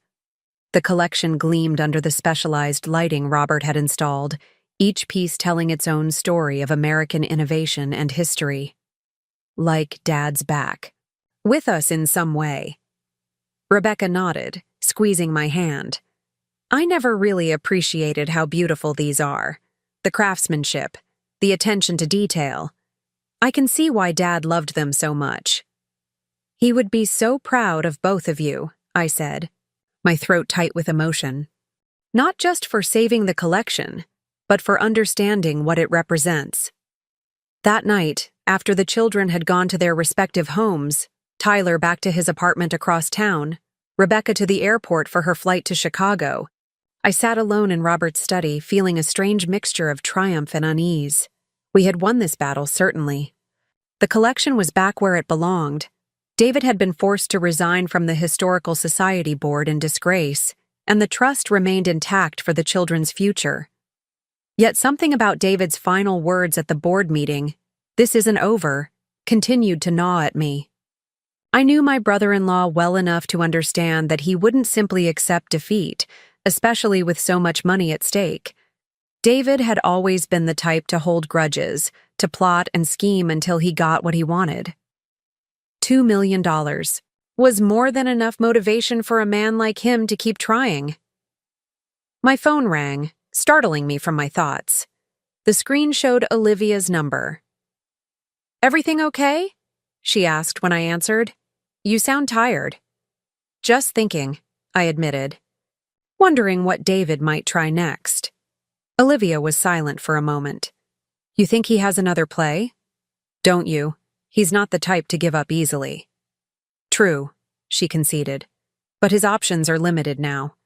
The Historical Society's board is aware of his conflict of interest.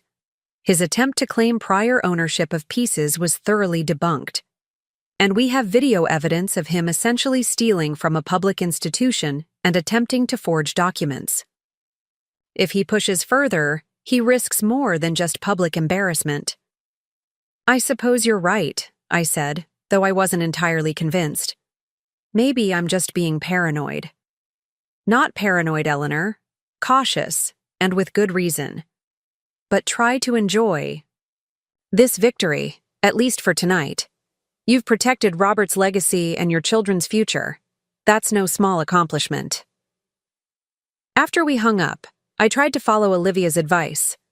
I poured myself a small glass of Robert's favorite bourbon, a ritual I'd developed on nights when I particularly missed him, and raised it in a silent toast to the empty chair across from mine. "We did it, love," I whispered. "The collection is safe." The next morning dawned with a sense of normalcy I hadn't experienced in weeks. I went through my usual routine: coffee on the back porch despite the November chill, a short walk around the neighborhood, making plans for the community center's Thanksgiving food drive. For the first time since Tyler's well-intentioned but disastrous donation, I felt like I could breathe freely again. Until the doorbell rang. I opened the front door to find a young woman in a crisp pantsuit standing on my porch, a leather briefcase clutched in one hand. "Eleanor Mitchell?" she asked briskly. "Yes?" "Melissa Chambers from Westbrook, Pyre and Associates." She handed me a thick envelope. "You've been served." My stomach dropped as I took the envelope, watching numbly as she walked back to her car. Inside, I found a formal legal complaint, the words swimming before my eyes as I tried to make sense of them. David Wilson vs. Eleanor Mitchell, Tyler Mitchell, Rebecca Mitchell, and the estate of Robert Mitchell. Complaint for fraudulent suppression of assets. My hands trembling, I called Olivia.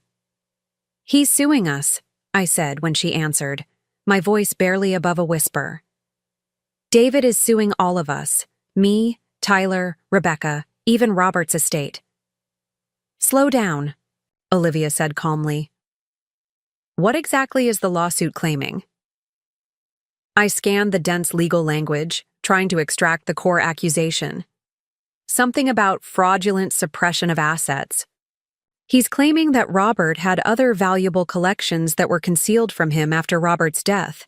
Collections that should have been distributed to all family members, not just to me and the children.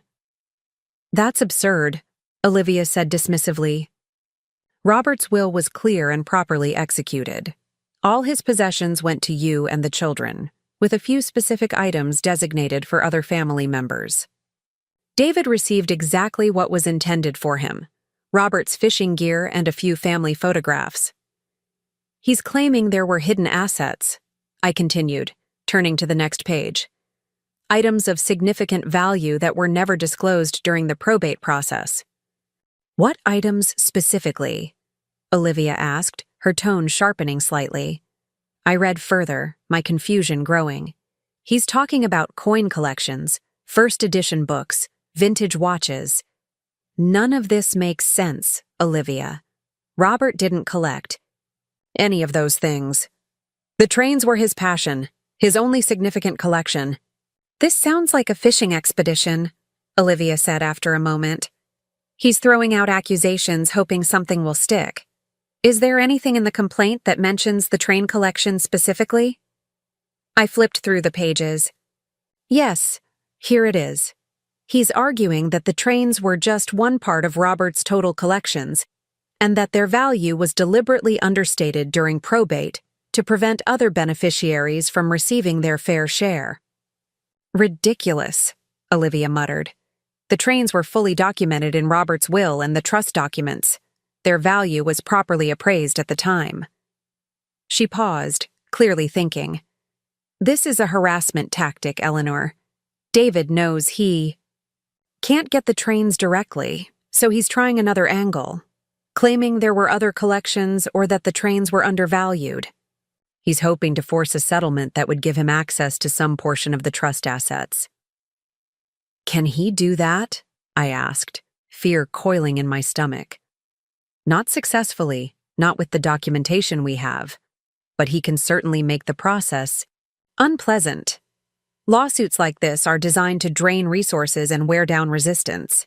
He's betting that you'll eventually decide it's easier to settle than to keep fighting. That's not going to happen, I said firmly. Robert was meticulous about his estate planning. Everything was properly documented, properly valued. David's fishing in an empty pond. I agree, Olivia said, but we need to take this seriously.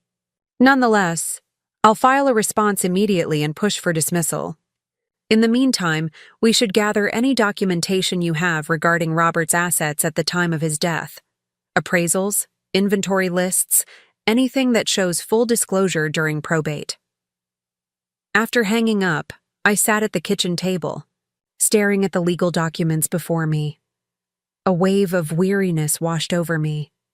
Just when I thought we'd put this behind us, David had found another way to attack. It seemed there would be no peace as long as he believed he had a shot at that money. My phone buzzed with a text from Rebecca. Mom, what the hell? I just got served with legal papers from Uncle David. Call me. Before I could respond, another text came in, this one from Tyler. Some lawyer just showed up at the community college. Uncle David is suing us? What's going on? I quickly texted them both to meet me at the house as soon as possible. Rebecca replied that she would catch the next flight from Chicago. Tyler said he'd be over in 20 minutes. True to his word, Tyler arrived shortly after, his face flushed with anger. This is insane, he fumed, pacing the kitchen. Uncle David is claiming Dad had secret collections? That's ridiculous. I know, I said, placing a calming hand on his arm. Olivia thinks it's a harassment tactic. He can't get the trains directly, so he's trying to claim there were other valuable assets that weren't properly disclosed. But there weren't, Tyler said, confusion evident in his voice. Dad was obsessed with those trains. That was his thing. Exactly, I agreed. Which is why this lawsuit won't ultimately succeed, but it can still cause a lot of stress and expense in the meantime. Tyler sank into a chair, running his hands through his hair in frustration. This is my fault. If I hadn't donated the collection in the first place. Stop that, I said firmly. You made a mistake, yes, but your intentions were good, and we fixed it. This. I gestured to the legal papers. This is about David's greed, nothing more. Rebecca arrived that evening, having caught a direct flight from Chicago. She swept into the house in full professional mode, her work bag slung over one shoulder, already talking on her phone to someone at her law firm. Yes, I need a referral to someone specializing in estate litigation. Family matter. Yes. That would be perfect. Thanks, Jim. She hung up and gave me a quick hug before turning to the papers spread across the kitchen table. Let me see these. I watched as she scanned the documents, her expression growing increasingly incredulous. This is the most transparent fishing expedition I've ever seen. He's literally listing every type of collectible that might be valuable, hoping something will stick. Coins, books, art, watches, memorabilia. She looked up at me. Did Dad collect any of these things? No, I said firmly. Robert had the trains, period. He had a few first-edition railway history books, but they were part of his research. Materials for the train collection, not separate collectibles. And they weren't particularly valuable. What about jewelry? Rebecca asked, still reviewing the complaint. Uncle David specifically mentions vintage watches and cufflinks. I shook my head. Your father had his everyday watch and one for special occasions, and a few pairs of cufflinks, including his father's. Nothing of significant value, and certainly nothing that would qualify as a collection. Rebecca nodded thoughtfully. We need to compile a comprehensive inventory of everything Dad owned at the time of his death, with appropriate documentation showing it was all properly disclosed during probate. I kept meticulous records, I assured her. Robert's attorney made sure everything was properly documented and appraised. Good, Rebecca said, already shifting into problem-solving mode. We'll need copies of all those records, and we should also consider filing a counterclaim for harassment and legal fees. Tyler, who had been listening silently, suddenly straightened. Wait a minute. The security system footage. Rebecca and I looked at him in confusion. The footage? From Uncle David's house, Tyler explained, his eyes brightening. We have video of him stealing trains from the Historical Society and attempting to forge documents claiming Dad gave them to him. Couldn't we use that to show his bad faith? That he's willing to commit fraud to get what he wants? Rebecca's expression shifted to one of admiration. That's actually brilliant, Tyler. It establishes a pattern of deceptive behavior specifically related to Dad's assets.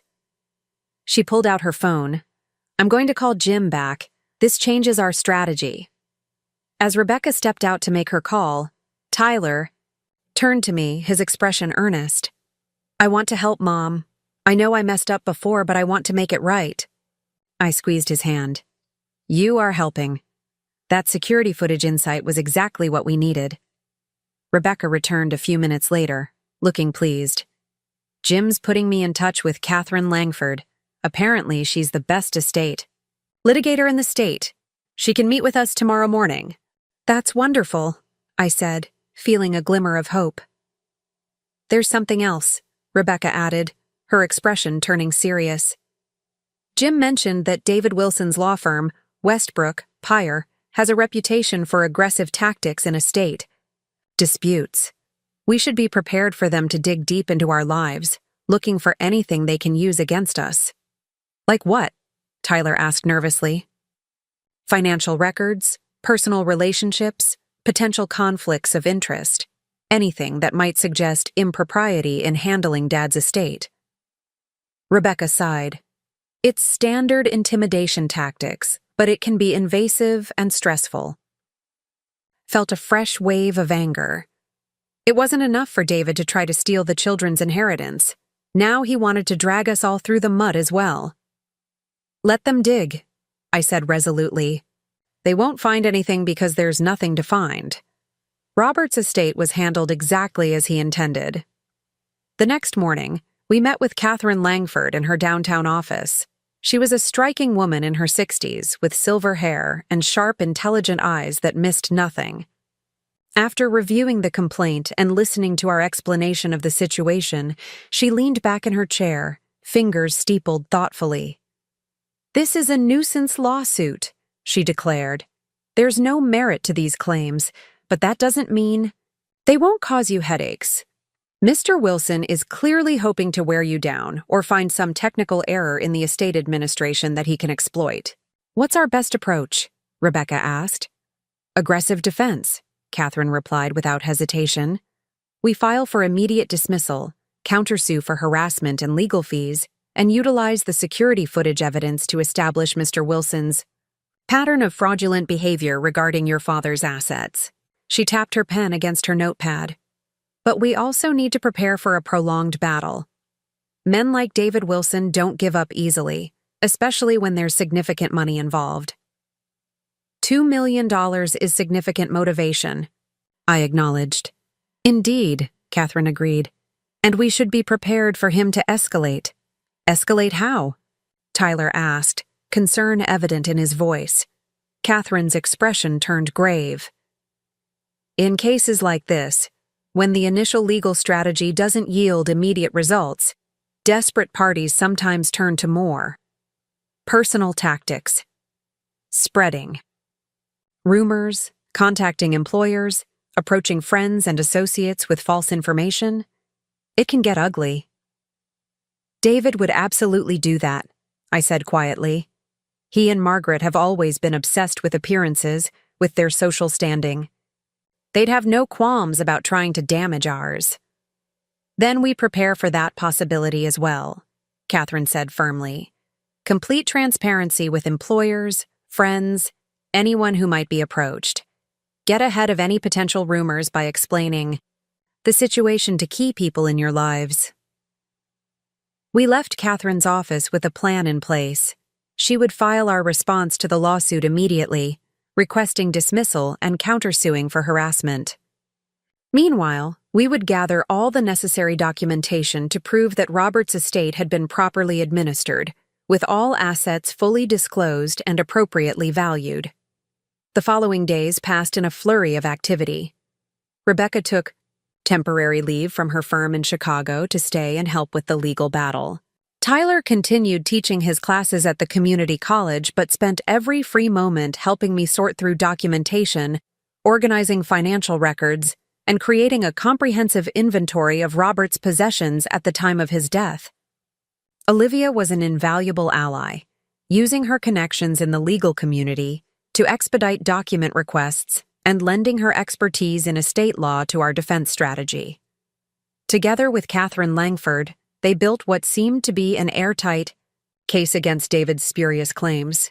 And then, just as Catherine had predicted, David escalated. It began with a phone call from Thomas Benson, the president of the community college where Tyler taught. "Tyler," he said, his voice uncharacteristically formal, "I've received some concerning information about your family situation, something about misappropriation of estate assets, a lawsuit?" Tyler, to his credit, remained calm. "Yes, my uncle is suing our family over my father's estate. It's a nuisance lawsuit with no merit, and our attorney is handling it. I'm happy to provide more details if you'd like." Thomas hesitated. "That would be appropriate, I think. Your uncle's attorney contacted our board chairman directly with some rather troubling allegations. Something about hidden assets and tax evasion?" Tyler's face flushed with anger, but he kept his voice steady. "Those claims are completely false. My father's estate was properly administered and all taxes fully paid. This is a harassment tactic by an uncle who's trying to get his hands on a trust fund meant for my sister and me." After promising to send Thomas the relevant documentation showing the baseless nature of the lawsuit, Tyler called me immediately. "Mom, Uncle David's attorney contacted the college board. They're spreading rumors about tax evasion now." "Just as Catherine predicted," I said grimly. "They're trying to put pressure on us through our professional relationships."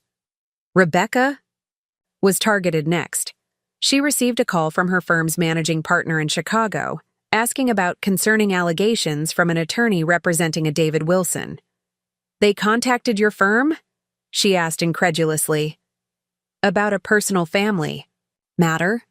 The letter suggested there might be ethical concerns given your involvement in litigation involving potential financial impropriety," her partner explained uncomfortably. "Obviously, we're not jumping to any conclusions, but given your role in our financial services practice." "This is a harassment tactic," Rebecca said firmly. "My uncle is attempting to pressure our family because he's trying to get his hands on a $2 million trust fund. I'm happy to provide all the documentation showing his claims are baseless." By the end of the week, David's reach had extended to my volunteer work at the community center, the local garden club, and even our church. Everywhere I went, I could feel the sidelong glances, hear the hushed conversations that stopped when I approached. David and Margaret had activated their considerable social network to spread their poison throughout Lakeside. "He's trying to isolate us," I told Olivia during one of our strategy sessions. "Make us pariahs in our own community so we'll give up and settle just to make it stop." "It's a common tactic," she acknowledged grimly, "and unfortunately effective in small towns where reputation matters." "What should we do?" Tyler asked, the strain of the past week evident in his voice. "Fight fire with fire," Rebecca suggested, her expression hardening. Uncle David wants to play dirty. Fine. Let's show everyone exactly who he really is. What do you mean? I asked warily. The security footage, Rebecca said, pulling out her laptop. It's time everyone saw what kind of man David Wilson really is. We can't just release that publicly, Olivia cautioned. It's potential evidence in our legal case. Not publicly, Rebecca agreed, but selectively. To the Historical Society, board members who haven't seen it. To the Country Club Management Committee where Uncle David is so proud of his standing. To the church elders he and Aunt Margaret pretend to be so pious around. That seems aggressive, I said uncertainly. Mom, Rebecca said gently, they're trying to destroy our reputations, our professional relationships, our standing in this community, all because Uncle David can't accept that Dad left his money to us instead of him. We need to defend ourselves. Tyler nodded in agreement. Becca's right. Uncle David started this war. We didn't want to fight, but we can't just stand by while he tears our lives apart. I thought of Robert, of his kindness and integrity, his dislike of conflict. What would he want me to do in this situation? Then I remembered how fiercely protective he'd been of our children, how he'd structured his estate specifically to provide for their future. He wouldn't want David to hurt them or take what was rightfully theirs. All right, I said finally. But let's be strategic about this. We focus on people who need to know the truth, not just spreading gossip for its own sake. We're better than that. The next day, our counteroffensive began. Rebecca and Tyler carefully selected key individuals in the community, people whose opinion mattered, who had been approached by David or Margaret with their false allegations. One by one, they showed these people the security footage of David stealing trains from the Historical Society and forging documents to claim ownership. The effect was immediate and dramatic. By the end of the week, the whispers had shifted. Now it was David and Margaret who were receiving the sidelong glances, whose conversations stopped when they entered a room. Their carefully constructed facade of respectability was crumbling as the truth about their actions spread through Lakeside's social circles. But David wasn't finished yet. His next move was his most desperate and dangerous yet. It was a crisp December morning when I received the call from our bank. Mrs. Mitchell, this is Sandra from First Lakeside Bank. I'm calling because we've received some concerning documentation regarding your accounts. My heart sank. What kind of documentation? A court order freezing all accounts associated with the Mitchell estate, pending investigation of asset misappropriation. Sandra's voice was professional but sympathetic. It appears to be related to ongoing litigation? I gripped the phone tightly. That's impossible. There's no such court order. Our attorney would have been notified. The paperwork appears to be in order, Mrs. Mitchell. It has a case number, a judge's signature. It's fraudulent, I said firmly. Please don't take any action until I can have my attorney contact you. This is part of a harassment campaign by my brother-in-law. After hanging up, I immediately called Catherine Langford, who was as shocked as I was. There's no legitimate freeze order, she confirmed after checking with the court. The case number on the document doesn't even exist in our system. This is a criminal act. Forgery of court documents. David's getting desperate, I realized, a chill running through me. If he's willing to forge court orders? This crosses a line, Catherine said grimly. Bank fraud, forgery of court documents. These are criminal offenses, not civil matters. I'm contacting the district attorney's office immediately. The next few hours were a blur of phone calls and emergency meetings. Catherine arranged for me to meet with an investigator from the district attorney's office, who took detailed statements about David's escalating pattern of fraudulent behavior. The bank, once informed of the forgery, immediately restored access to our accounts and provided copies of the fraudulent documents for the investigation. By late afternoon, the storm had intensified. Rebecca received a call from a colleague at her Chicago firm, warning her that someone claiming to be a bank investigator was requesting her financial records, claiming she was under investigation for embezzlement. Tyler discovered that his teaching credentials were being questioned based on anonymous tips about academic fraud. "He's gone completely off the rails," Olivia said when we gathered that evening to assess the situation. "Forging court documents, impersonating investigators, making false reports to licensing boards. These aren't just dirty tactics anymore. They're crimes." "He must be truly desperate," I said, trying to make sense of David's actions. "To risk criminal charges over money." "It's not just about the money anymore," Rebecca observed quietly. "It's about winning, about revenge. We humiliated him with the Historical Society Board, exposed his theft and forgery. For someone like Uncle David, whose entire identity is built on his reputation, that's unforgivable." Tyler, who had been uncharacteristically quiet, suddenly spoke up. "I think I know what his endgame is." We all turned to look at him. "Remember? What the trust actually says?" Tyler continued. "The money reverts to Uncle David if the train collection leaves family ownership before we both turn 30. What if he's trying to force us to sell the collection?" "But why would we sell?" I asked, confused. "Because if he ruins our professional reputations, destroys our credit, freezes our bank accounts." Tyler trailed off. Rebecca's eyes widened with understanding. "We might need to liquidate assets to survive. And the most valuable asset we have is the train collection." The realization hit me like a physical blow. He's trying to financially strangle us until we have no choice but to sell the trains. "That actually makes sense," Olivia admitted reluctantly. "It's diabolical, but it tracks with everything he's done so far. The lawsuit was never meant to succeed on its merits. It was just the opening move in a campaign to drain your resources and damage your financial standing." Catherine Langford, who had joined us for this strategy session, nodded grimly. "It's not an uncommon tactic in high-value estate disputes, though I've rarely seen it pursued with such enthusiasm. The good news is that his methods have crossed into criminal territory, which gives us additional leverage." "So, what do we do?" I asked, feeling the weight of responsibility for my children's future pressing down on me. Catherine's expression hardened. "We end this, now." "How?" Tyler asked eagerly.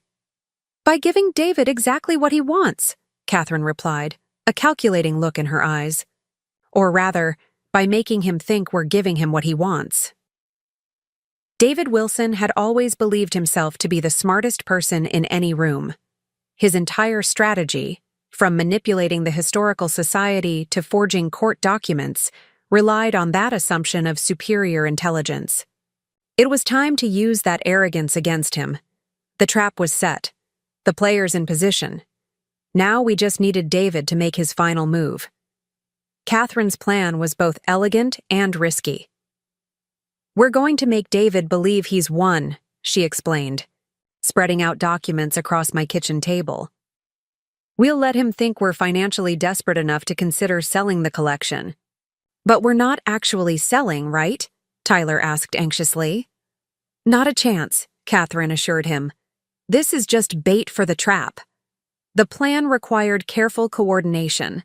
First, Rebecca would return to Chicago, supposedly to explore emergency financing options. A detail we made sure would reach Margaret through a carefully orchestrated conversation at the local salon. Meanwhile, Tyler would visit several loan offices in town, making it obvious he was seeking large sums of money urgently. My role was perhaps the most difficult. I had to appear defeated, broken down by the constant stress and harassment. For several days, I made a show of withdrawing from community activities, canceling appointments, and looking visibly distressed whenever I ventured into town for groceries or errands.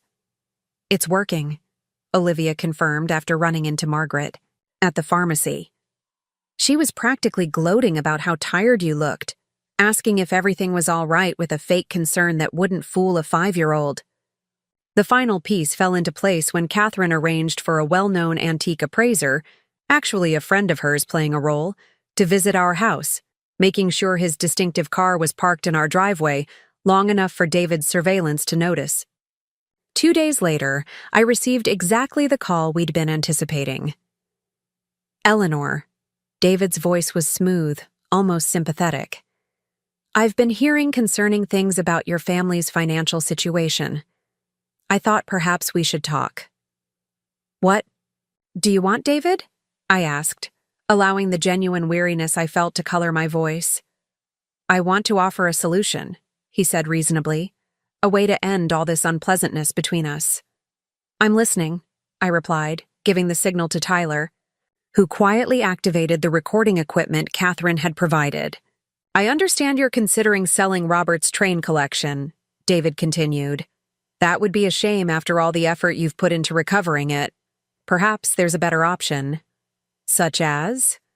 I could take the collection off your hands for a fair price.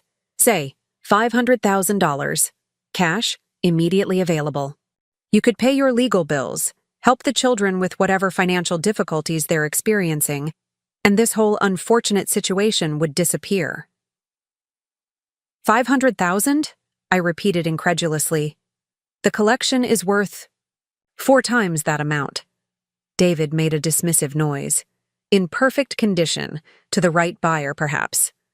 But after all the moving back and forth, the handling by Historical Society volunteers, who knows what condition they're really in? Besides, finding a serious collector willing to pay top dollar takes time, which you apparently don't have. I hesitated as we'd planned. And the lawsuit, the other problems we've been experiencing, would naturally be resolved, David said smoothly. Once we've reached an agreement about the collection, I would have no reason to pursue these other matters. Everything would go back to normal. I don't know, David. The children are adults with their own lives, he interrupted. This constant drama isn't helping anyone. Think about it, Eleanor. $500,000 is a generous offer under the circumstances. I need time to consider, I said, allowing a note of temptation to enter my voice. Don't take too long, David advised. My offer won't remain open indefinitely. And Eleanor? This conversation stays between us. No lawyers, no Rebecca or Tyler. Just family handling family business, the way it should be. I understand, I assured him. I'll think about it and call you tomorrow. After hanging up, I looked at Tyler and Catherine, who had been listening to the entire conversation. Was that enough? Catherine's smile was predatory. Oh, that was perfect. He just admitted to the extortion scheme on tape, but we're not done yet. We need him to explicitly connect the lawsuit and the forged court documents to his attempt to force the sale. And ideally, we want him to admit to taking the trains from the Historical Society. So we need a face-to-face meeting, Tyler concluded.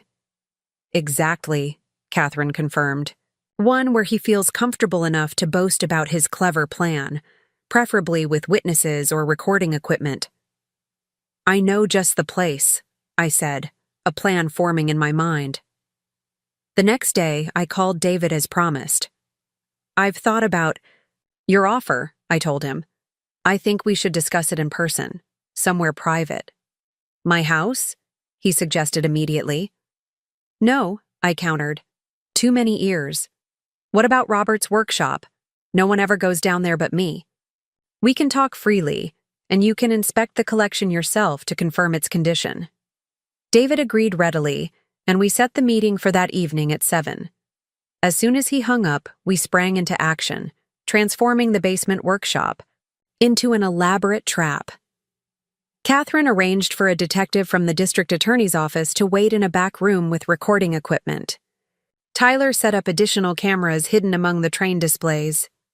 Olivia would be stationed upstairs with Rebecca, who had flown back specifically for this confrontation.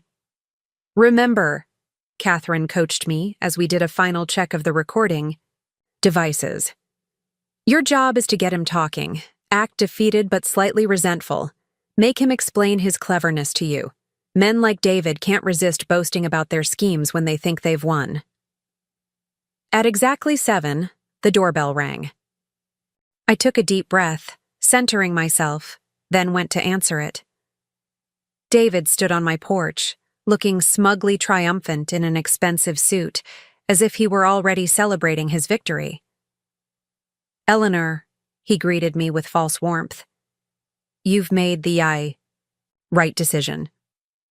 "We'll see," I replied non-committally, leading him through the house toward the basement door. "The collection is all set up downstairs. You can examine it before we finalize anything." David followed me down to the workshop, his eyes widening appreciatively as he took in the magnificently displayed trains. Robert's collection truly was stunning. Hundreds of meticulously restored vintage models arranged in historically accurate dioramas, each piece gleaming under the specialized lighting. "Impressive," he admitted, running his finger lightly along the edge of a display case. "Robert always did have an eye for quality." "Unlike you," I couldn't resist saying. "Taking pieces from the Historical Society, hiding them in your house, not exactly the actions of a true collector." Rather than being offended, David chuckled. "A means to an end, Eleanor. I needed leverage. Besides, those particular pieces were the most valuable in the collection. I wasn't about to let volunteers with no training handle them." "Is that why you forged documents claiming Robert had given them to you?" I asked, moving carefully toward the topics we needed him to address. "A precaution," David said dismissively. "I knew you might try to challenge the donation. I needed a backup plan." "Like the lawsuit?" I prompted. "All those claims about hidden collections and tax evasion?" David smiled coldly. "You have to admit it was effective. Between the legal pressure, the social isolation, and the financial stranglehold, well, here we are, aren't we? You're selling, just as I knew you eventually would." My hands clenched at my sides, but I maintained my composure.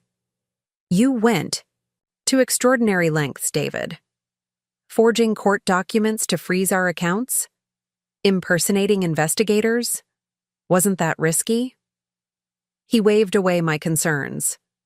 "Calculated risks. The potential reward justified the methods." $2 million is a significant reward," I acknowledged, watching his expression carefully. "The trust?" David laughed. "Yes, that was the prize from the beginning.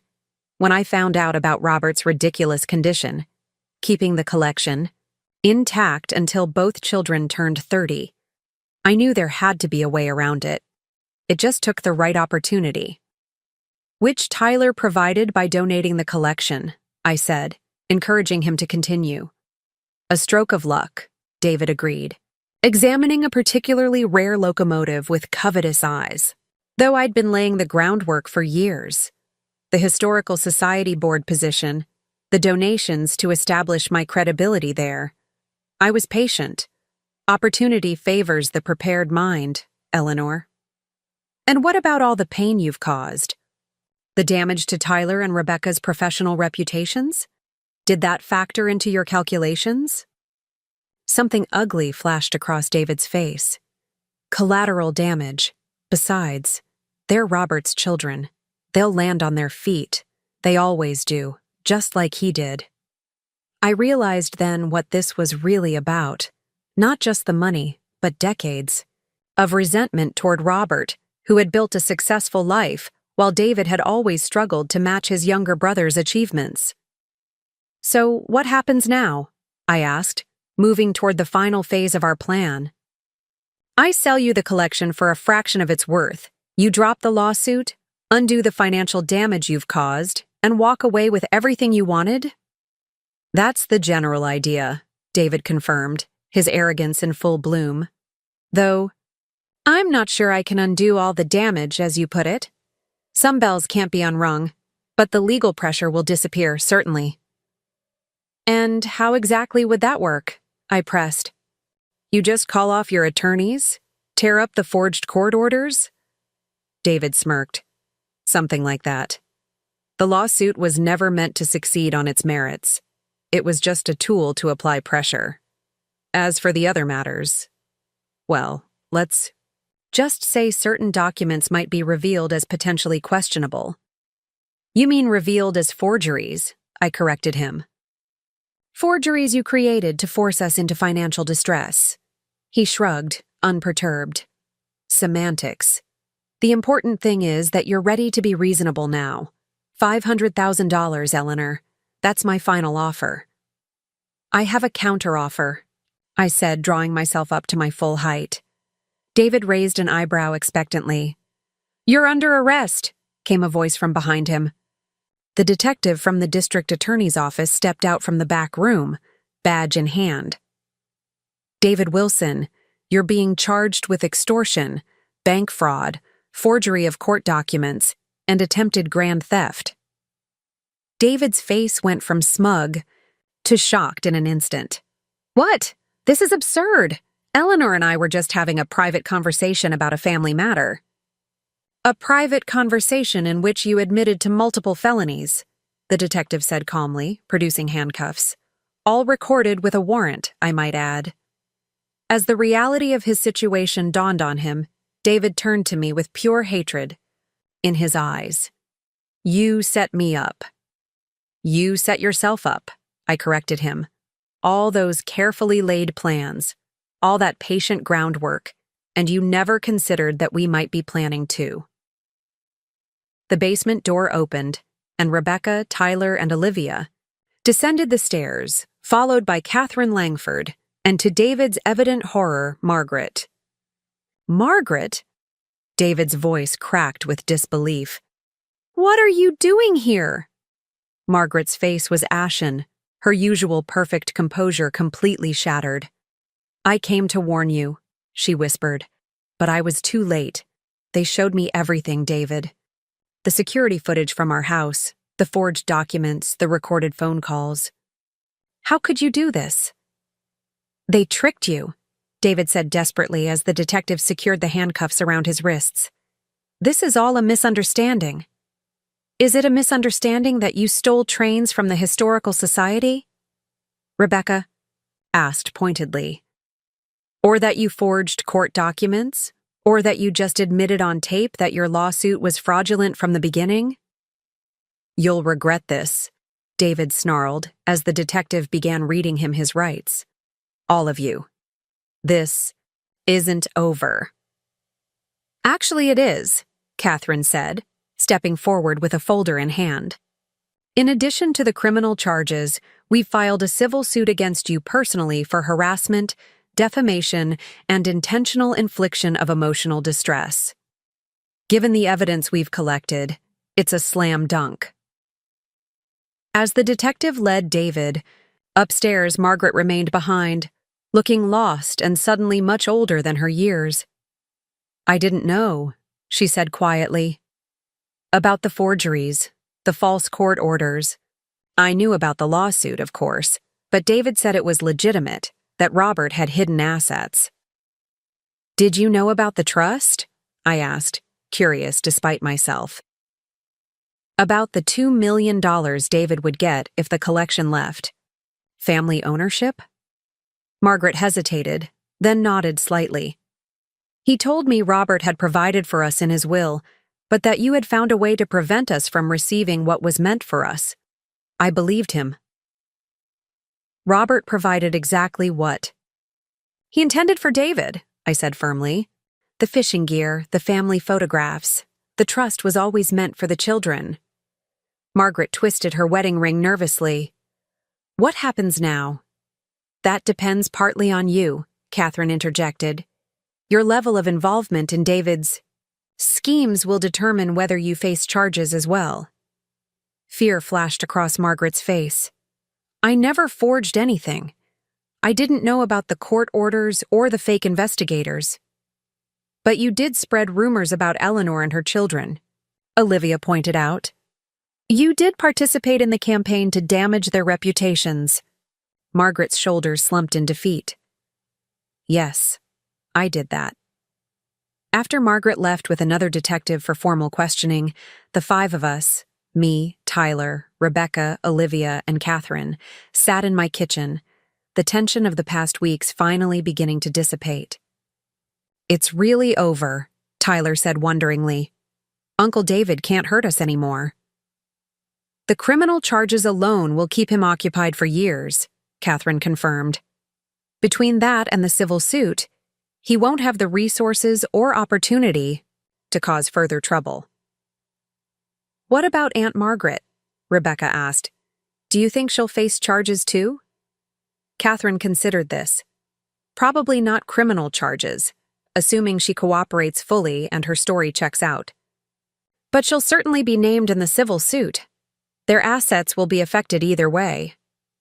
"I almost feel sorry for her," I admitted. "She believed David's lies for so long." "She chose to believe them," Olivia corrected gently. "Just as she chose to participate in spreading rumors about you. Actions have consequences." We sat in comfortable silence for a moment, processing the events of the evening. Finally, Tyler spoke up. "So what happens to the collection now? Do we just keep it until I turn 30? I smiled, remembering Robert's words in his letter to me. "We keep it as long as we want to. When you both turn 30, you can decide together whether to maintain it or sell it." That was your father's wish, that you would appreciate the collection for what it truly represents before making that decision. "And what does it represent?" Rebecca asked, her expression thoughtful. "Family history," I said, thinking of Robert's meticulous care for each piece, craftsmanship, patience, the understanding that some things are worth preserving, worth fighting for. Tyler nodded slowly. "I think I understand now. It wasn't about the monetary value. It was about the legacy, the connection to Dad and to our family's past." "Exactly," I said, reaching out to squeeze his hand. "And no one can take that away from us." Spring came early to Lakeside that year. By March, the first crocuses were pushing through the soil in my garden, and the railway exhibition at the Historical Society was in full swing. Not Robert's collection, of course. That remained safely in our basement. But a beautiful tribute to the history of railroads in Michigan, with photographs of Robert's most impressive restorations prominently featured. David's criminal trial was set for the summer, with experts predicting a swift conviction given the overwhelming evidence against him. Margaret had avoided criminal charges by cooperating fully with investigators, but their social standing in Lakeside was irreparably damaged. Last I heard, she was planning to move to Florida, to start fresh in a community where no one knew their story. One sunny afternoon, I found myself in the basement workshop, carefully dusting the display cases while Tyler adjusted the lighting for a particularly beautiful scale model of the 20th Century Limited. "Mom," he said suddenly, looking up from his work, "I've been thinking about something."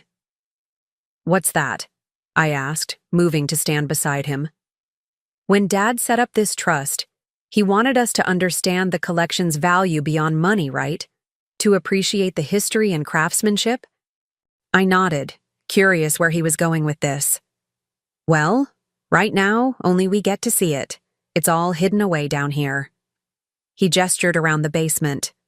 "What if we found a way to share it, to let others appreciate it too, but without giving up ownership?" "What did you have in mind?" I asked, intrigued. "A private museum," Tyler said, warming to his idea. "We could convert the old Wilson property. It's for sale now, and it has that huge detached garage that could be renovated. We'd maintain ownership of the collection, but open it to visitors, maybe do educational programs for kids about American railway history." I stared at my son in amazement, seeing Robert's passion for sharing knowledge reflected in Tyler's excited expression. "That's actually a wonderful idea," I said slowly. "Your father would have loved it." "Really?" Tyler looked pleased, but uncertain. "You don't think it's too impractical?" "I think it's visionary," I assured him. "And it solves a problem I've been pondering myself. How to honor your father's wish to keep the collection in the family, while also honoring his passion for education and history. "I'll need to talk to Rebecca about it," Tyler acknowledged, "since the trust involves both of us." "I already love it," came Rebecca's voice from the stairs.